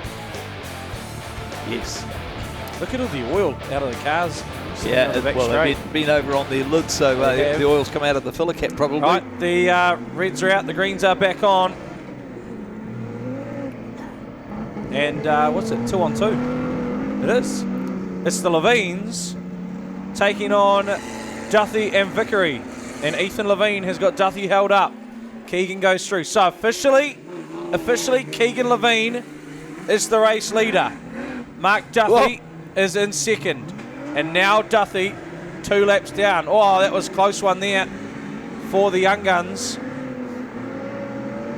Look at this, Ethan straight from attacking Duthie into covering Vickery to let his brother Keegan through. Great driving there from the youngest of the 2 Levines. And Keegan Levine, the 4W car, is chasing hard, but he is the race leader. Now Duthie will come up on Ethan, and Ethan will have another crack at the 32S car. Actually, you know what? Now Keegan's the race leader. Duthie's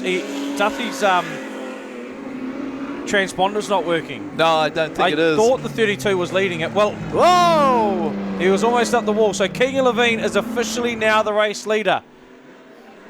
And straight round the outside of Vickery as he punts his way through. He did that. Duthie's underway again, as is Ethan. What's Ethan going to do here? Just cruise around behind his brother. Does. Yeah. 2 more to go after this one. 10 laps down. Duthie in second. Levine is the lead car. Keegan Levine, the 4W. And Kurt Vickery is going to get one last crack at the 4W. However, 46 is lying in wait. Yeah, waiting for the 17 here, isn't he? Now what's Ethan up to? Here goes Vickery, prepping up to take on the 4 of Keegan Levine. And a big punt, and Levine just drives straight through it. So 4W, Keegan Levine will come round, turn 4, take the win. Duffy and Ethan are still going at it. But Keegan takes victory and the 3rd spot on the podium for the Wellington Young Guns. If Mark Duffy can finish, the crowd's going nuts.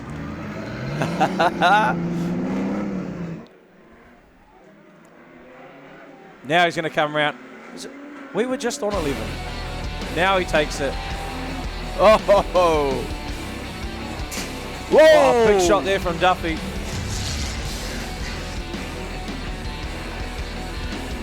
Still great. Here we go. Still Vickery great. with a big shot. Yeah, I'm fairly certain there was an extra lap in that one.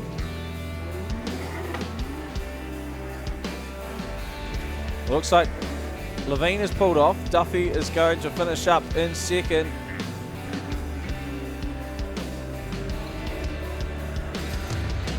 Vickery finishes it. Duffy finishes, and is Ethan Levine going to finish? Well, he's going to stop short of the checkered flag. Really, they should. I mean, to be fair, Ethan should finish the race. You know, I'm not saying Keegan's done anything wrong to get excluded, but you always need to finish the race. And Ethan hasn't, so Keegan Levine takes the win. Well, the Wellington Young Guns. Third spot on the podium. Wow. Third place.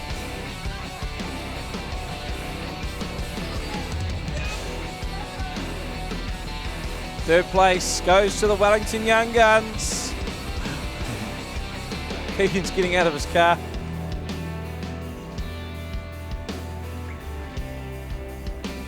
So, yep, that's the... what am I looking for? Where they stand up on the steps? Third spot, bottom step. Third spot, yeah, the bottom step, but that's what I was looking for. Yep, bottom step. Yep. So only 2 finishes. Well, 2 cars deemed finishes. 3 cars now. So Mark Duffy's transponder obviously playing havoc there. And did I say Smith? Yeah, Smith's out as well, so there we go.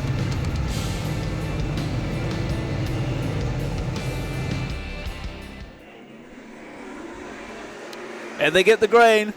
No mucking about here. Whoa, tight. Into turn 1 and up against the wall.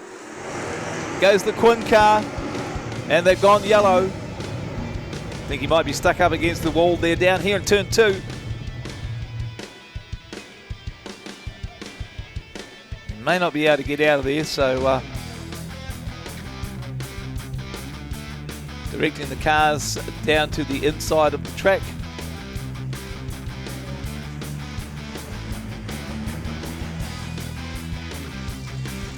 Onto the concrete, which was laid for the drifters here 2 or 3 seasons ago now. But it's a great facility to have here for the cars to be able to run over. And it was a part of the track that filled up with water, to be fair, at one stage. So now we've got concrete down there. It's taken one of the big puddles away.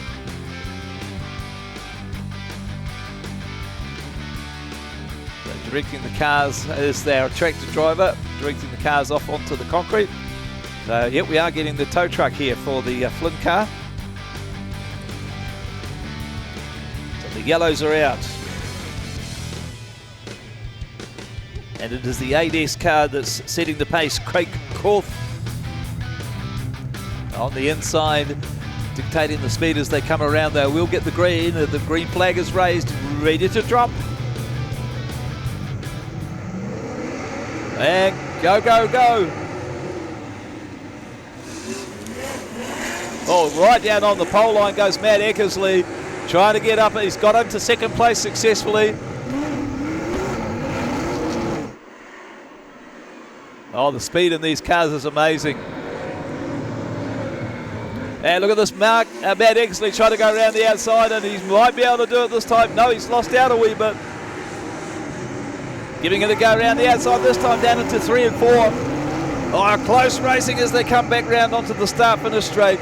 The car's still sideways when they come down the straight. Awesome sight. Matt Eckersley keeps trying to get past the Korf car. Of course, their car's a little bit lighter now because it's missing a few panels, but aerodynamically not as good as... Oh, he chucks it into turn 1, goes around the outside. Can he get the lead into the grandstand straight? Yes, he does. Our very own Matt Eckersley does it into the lead. What is effectively a brand new car. And Matt's come to grips with it over the last few meetings with racing with the saloons at the back of the field, and he's generally caught up with them and passed them, even though he was a lap down in starting the race. And he's pulling away. So Korf and Marty Halcrow's still in third, but he's looking dangerous from the advances of the car behind him, which is Steve Flynn. Brightly coloured car, the Dayglow car. Boy, these laps are peeling off quick. They've done 6.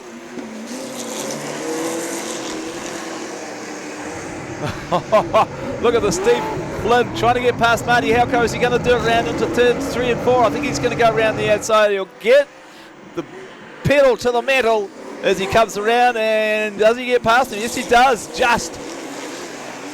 So Steve Flynn trying to get Korf. In the meantime, Matt Eckersley is way out in the lead as they're fighting behind him. He's managed to pull out a heck of a lead. End of 7, end of 8 should I say. 2 more to go. And look at Flynn trying to get caught. Oh, some great race technique going on here. Can he get around the outside into 3 and 4? I think he'll be able to do it. Yes, he does. It's going to go off in hunt of Matt Eckersley. Of course, it's a 12-lap race, so they've got 3 to go. And positions changing all the time. Flynn is off, trying to catch Matt Eckersley. He's only got 2 more laps, just under 2 laps now to try and get him. Yeah, the gap physically getting closer between Matt Eckersley in 1 and Steve Flynn in P2. White flag goes out. Matt's just got to hold on for this lap as the track starts to slick off a little bit. A lot of black on the top here, but it's okay for these guys. I think it's going to be a Matt Eckersley win from the Wellington track here. He's done it. The only Wellington car in the pack, and he's taken the lead, taken the checkered flag. Good racing. So it looks like it's Steve Flynn who's got the all the points at 58 points over 54. Looks like Jacob Flynn, and then he'll be Craig Cuff by the looks of it in 3rd. So good win. Oh, Chase Rodder and Steve Flynn. No, Steve and Jacob Flynn are uncle and cousin, uncle and nephew, uncle and nephew. Grant is Jacob's dad. There we go. So Flynn has taken out the Wellington Super Saloon Championships for this weekend. Hi, I'm Brittany Carpenter, driver of 85 GM, based out of Greymouth. I use wholesale tyres, coloured chrome rims on my car. If you're looking for something unique and different on your car, contact Wholesale Tyres to get these coloured rims. Or get a hold of them on Facebook at Wholesale Tyres, or go onto their website, which is www.wholesaletyres.net.nz. See you trackside. Need coloured chrome rims? Wholesale Tyres. Good rims, better prices, great people. And the production team are still hot. I mean, temperature-wise.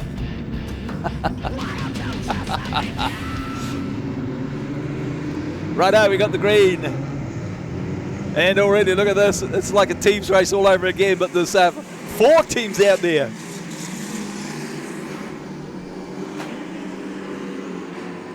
And the track is getting a little bit dusty here. It's actually getting quite a black top on it. And the dust really drifting towards the commentary position here. And in the lead is the Mount car. He's going to lose that very shortly.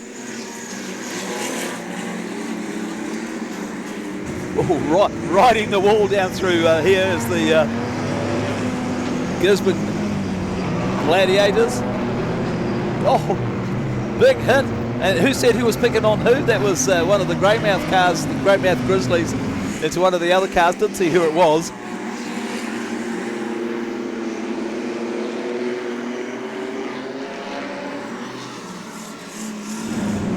So it's definitely the Rotorua Rascals number 52R of Stewart. Making his way down the grandstand straight now in the lead. Already we've got a few cars off the track, and we've got 2 cars stopped down there between 3 and 4. Is he going to be able to get that going again? Can't see which one it is. Could go red here. So the 52R in the lead. And then 2 M cars, and then Morris in the 638 in 4. And they'll come around for 5. Here comes Stewart. Way out ahead of everybody else. He's got some real speed in that car. Down the grandstand straight. And the 98M of Morley in 2nd. The car's well and truly spread out around the track now. And we had one car that didn't start this, which was Browning, the 417. Oh, there we go. Up the wall on the grandstand straight and a wheel off. That'll be a red. Another wheel off. And there it goes into the infield. Still going. Oh, wheelie. Oh, here come the jokes again. Oh no, all the dad jokes.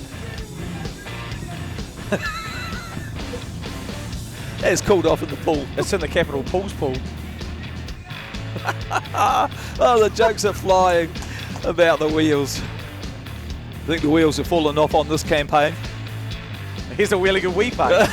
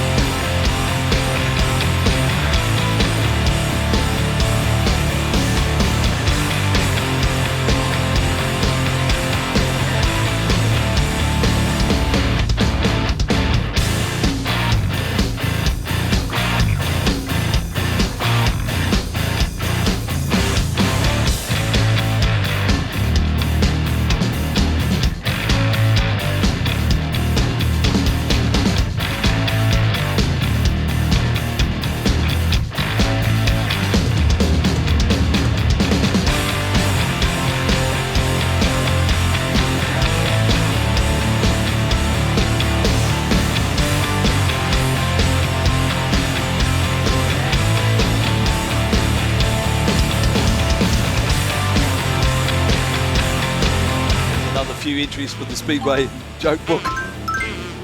And the Reds have gone off, they'll go green shortly. They have gone green, and Brent Stewart is the race leader. The 52 R car, normally driven by Mike Herbert. Driven tonight by the team champ winning driver, yes, Brent Stewart, who won the final as well for the Rebels. Bit of a cameo for the Rascals tonight.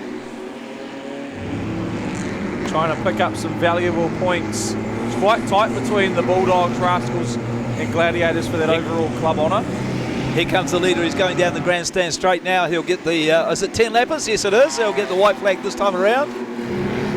White flag at the ready. Yep. One to go for Brent Stewart. This will be a points haul for Stewart. So it could be the Rascals who go above in points over the Bulldogs. Well, Johnny Morley's holding on nicely, as is Kane Dittmer and Adam McPherson. So this is going to be close. I think the Bulldogs might have it overall, but the race will go to the Rascals. Oh, big shot here coming in from Smith on Bryce Carter. So our leaders have come across the line. 10 laps gone. Oh, look at that for the replay. Well, that's live. That's live on the track, mate. Oh, it is live, it is actually. Live. Yes, it Robbie is Morris. live. Robbie Morris has got one of the Greymouth cars up the wall, or up on his bonnet. That's He's the over his 46. bonnet. Daniel Martin, he can't even touch the ground. The wheel spinning. Yeah. Robbie Morris's right rear has gone. At least he's got some wheels. Thumbs up. That's it. Thumbs up from Robbie as well. And the crowd loving it. There we go. There. Now he's back on the ground. Oh, that's got to tear the bonnet to pieces, and the hopefully they're trying to separate each other. Look, they're trying to. Let's try a bit of push and pull. The yellows are on. Oh, it's just they're giving each other the thumbs up. They've been told to cut it out now. Yeah, they're not going to separate them, that's for sure. Or not able to separate each other. But here comes our winner. Brent Stewart. Brent Stewart. Brent Stewart, 52R. I think, Rotorua picked up first and second. Yep. And then they picked up, Bay Park picked up third, fourth and fifth.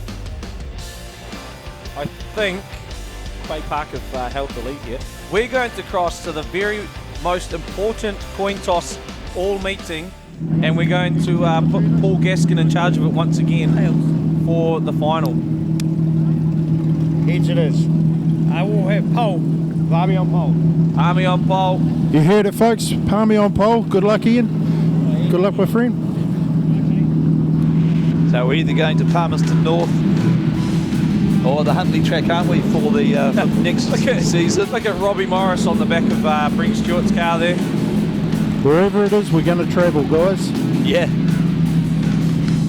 Well, it's been fun. Thanks, Steve. It's been fun hosting the event for the absolutely. 8th time. I think it was. This is the 8th time we've hosted it. I It's the didn't 8th count, time but we've won it, so I guess yeah. the 8th time we've hosted it. Yep. So it's been fun hosting it for the 8th time.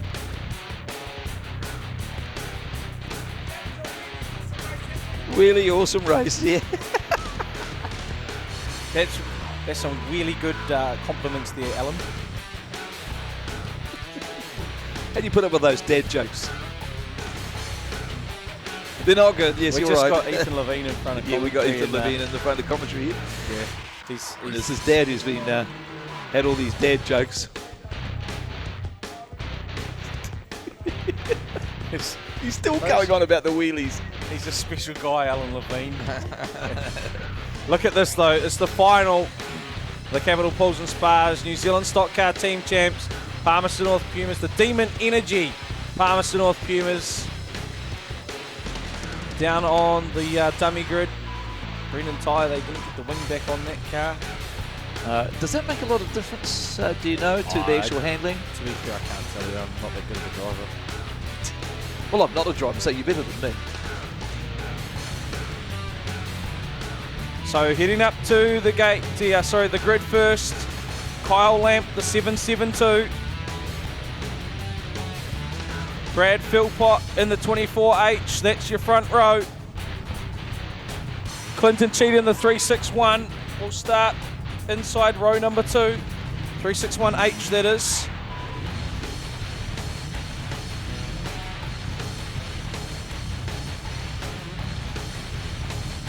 Going from grid grid 4, so outside row 2. We're just waiting for another Puma car to enter the foray. Demon Energy gate is open. Sorry, it's closed now. It's closed, so there we go. No more cars to come out.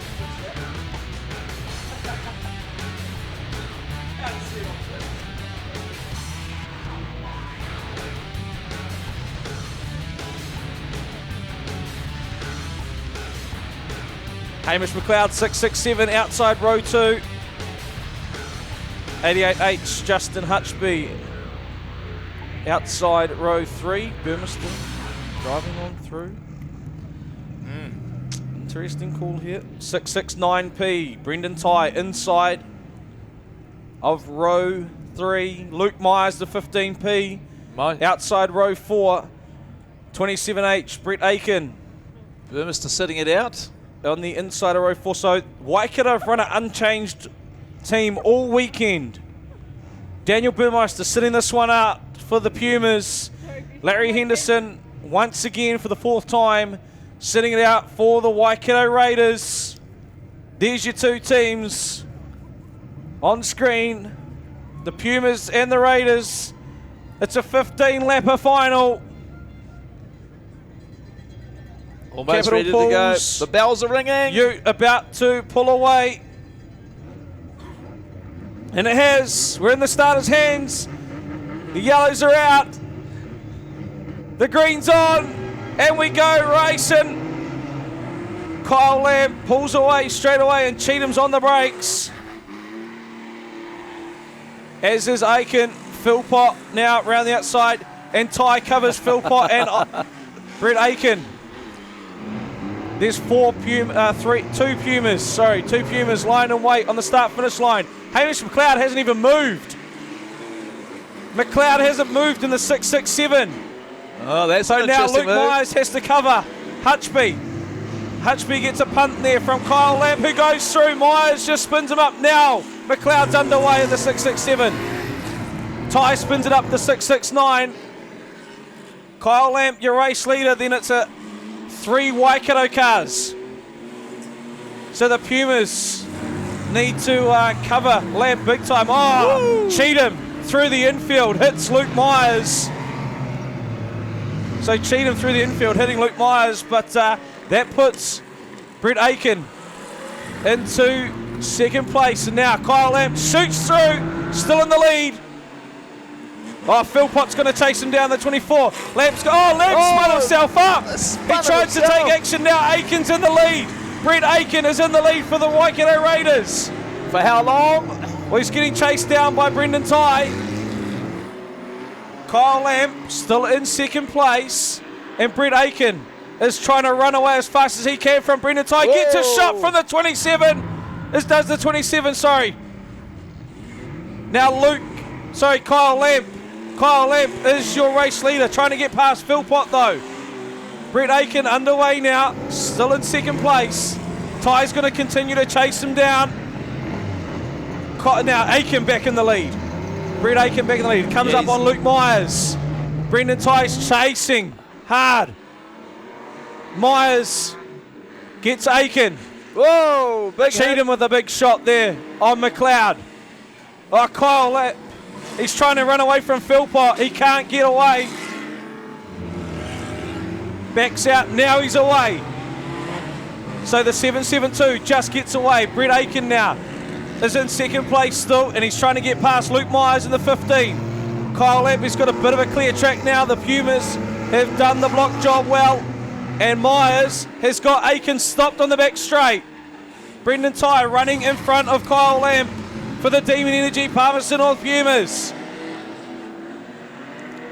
And Aiken now stuck still behind Luke Myers as Kyle Lamb enters turn 3.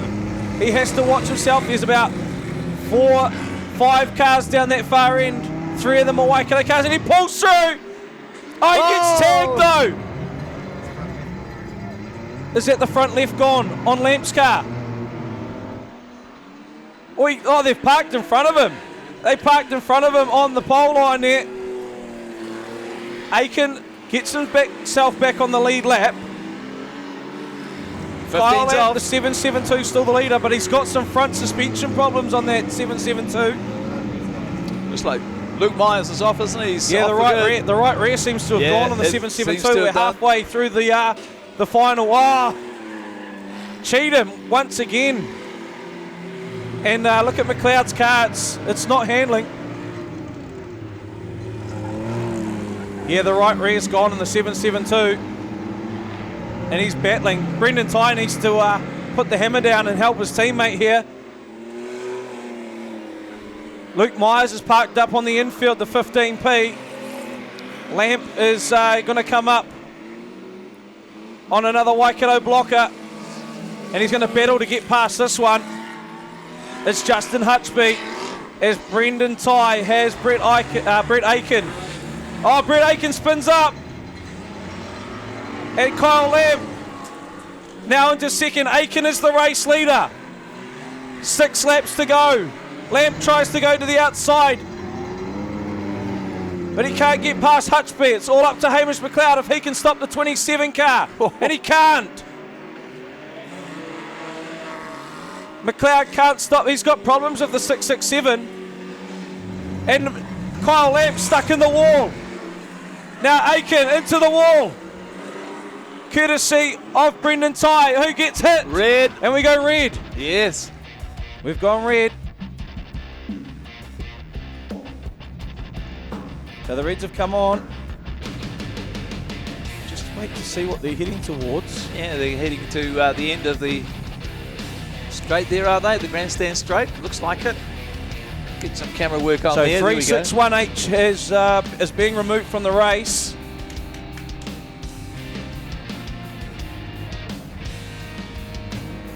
Yes, there we go. Oh, he's not very Cheatham's happy. off.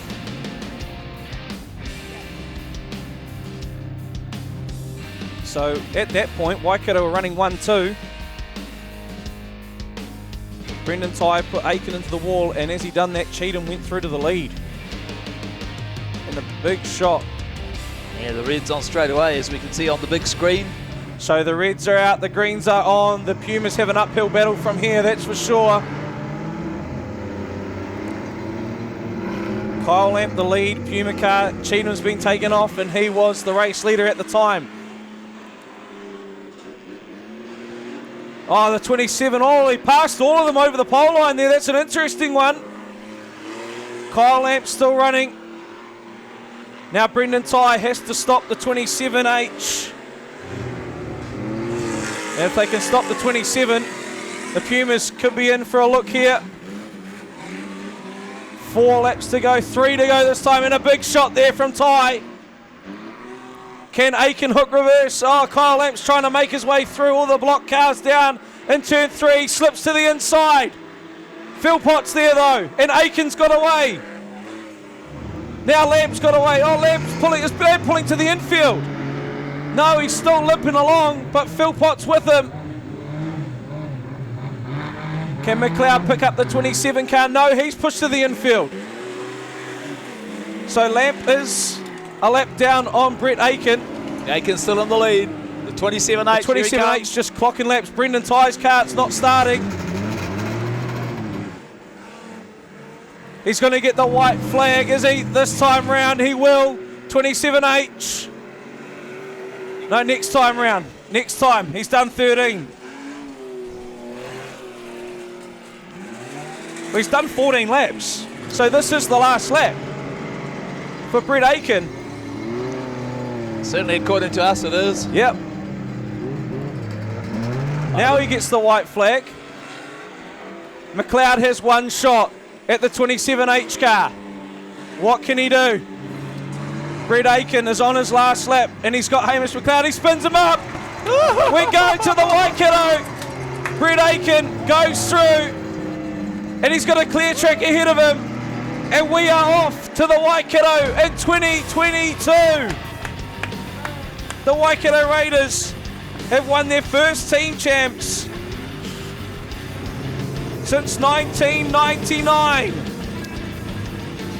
They got second in 02, 03, and they got third in 07, and they've topped it off with P1 in 2021 here at the Max Motors Wellington Family Speedway. Well, it fell what a great weekend. It fell apart there in the end for the Pumas, didn't it? And yeah. Unreal. The Waikato Raiders, we saw it happen. The underdogs won. The Superstock teams. And listen to the cowbells. They've gone nuts over there in turn 3.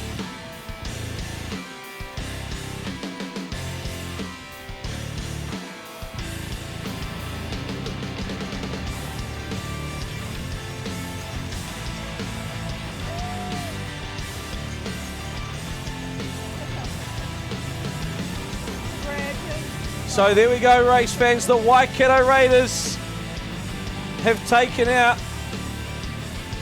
Capital Falls, New Zealand Stockcar team champions. What do you think of that one, race fans? We can hear the cowbells are ringing. Don't go anywhere because the presentations will all be out on the infield. How cool is that? Colin, that was awesome. Oh, what an awesome weekend. And great coverage thanks to the Pits TV. There we go, look at that. They've got the cameras on the winning team as they come down around the track. Give them a big hand, folks, even if you're not a Waikato supporter. Give the Raiders a big hand. They've done it.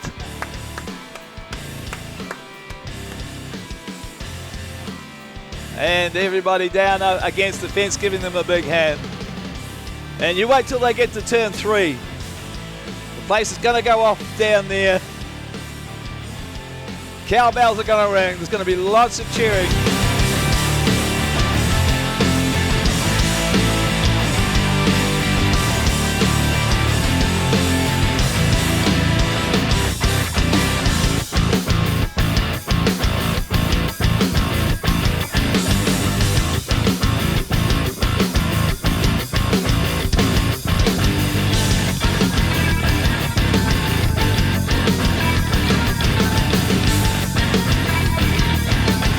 Great scenes here at the Max Motors Wellington Family Speedway. The flames are going.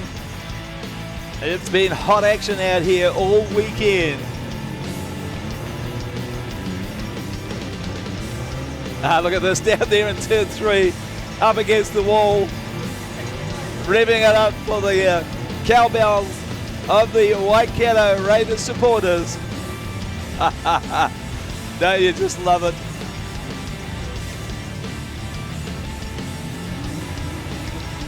So there'll be a chuffed team tonight, and the supporters will be ramped as well. Here comes the cup. around the track. The presentations will be down here, right in front of the turns 1 and 2.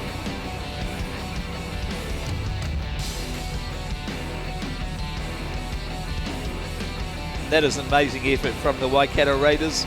They haven't won the team's championship since they contested it in Huntly in early 1999. So that's, by my estimation, is 22 years ago. Amazing. They got second in 03 and third in 07, the Waikato Raiders.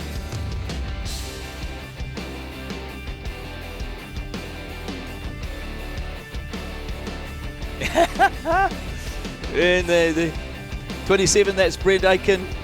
Pretty pleased out there, as you can see. Look at that, he's destroyed his tyre. The 24, Brad Philpott. Oh, here we go. He's a bit deflated now. Oh.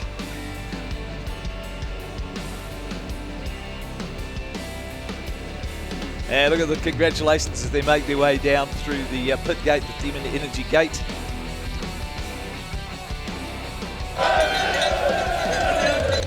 All right, here we go. 1, 2, 1, 2.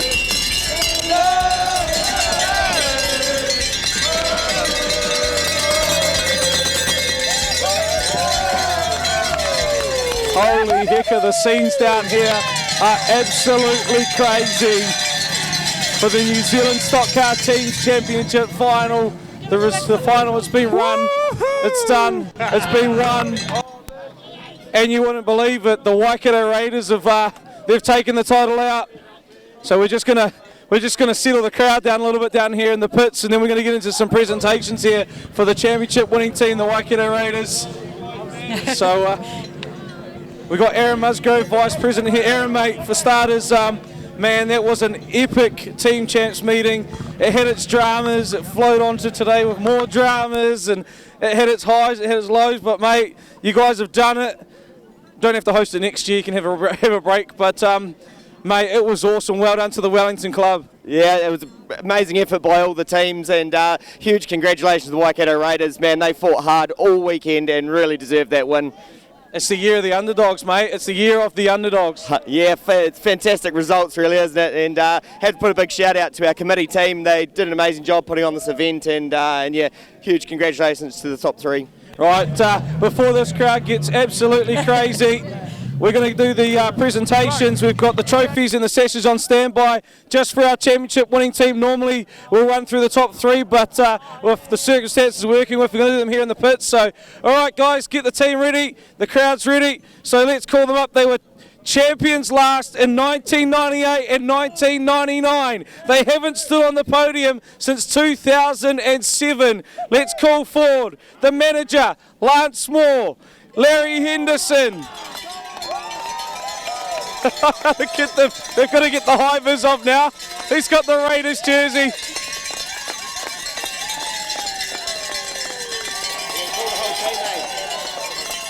Eight H, Larry Henderson.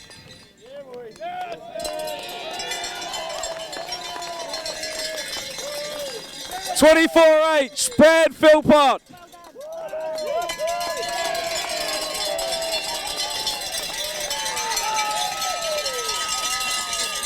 He had his debut this weekend, and what a stellar debut it was. 27H, Brent Aiken.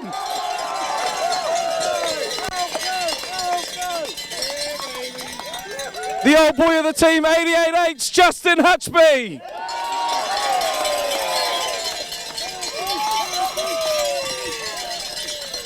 $361H, Clinton Cheatham.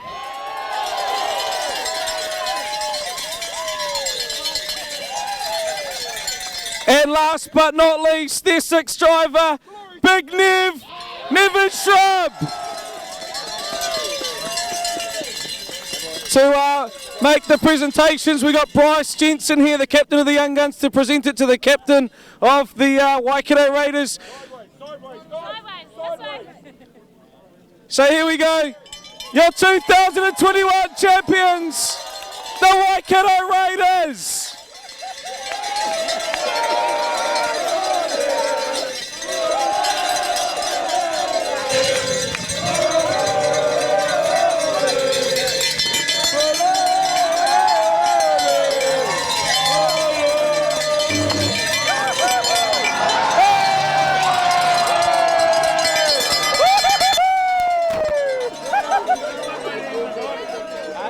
So we're just going to let Graham Hughes take some photos. Come over this way here,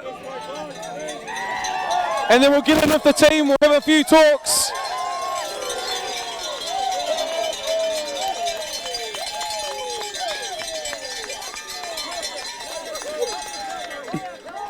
You probably can't.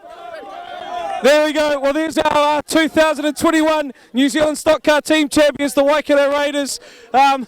Well, the power's gone out here at the Mixed Motors Wellington Family Speedway. We couldn't ask probably for a better way to end the night. We couldn't ask for a better way to end the title. Let's hear it one more time for the Waikato Raiders!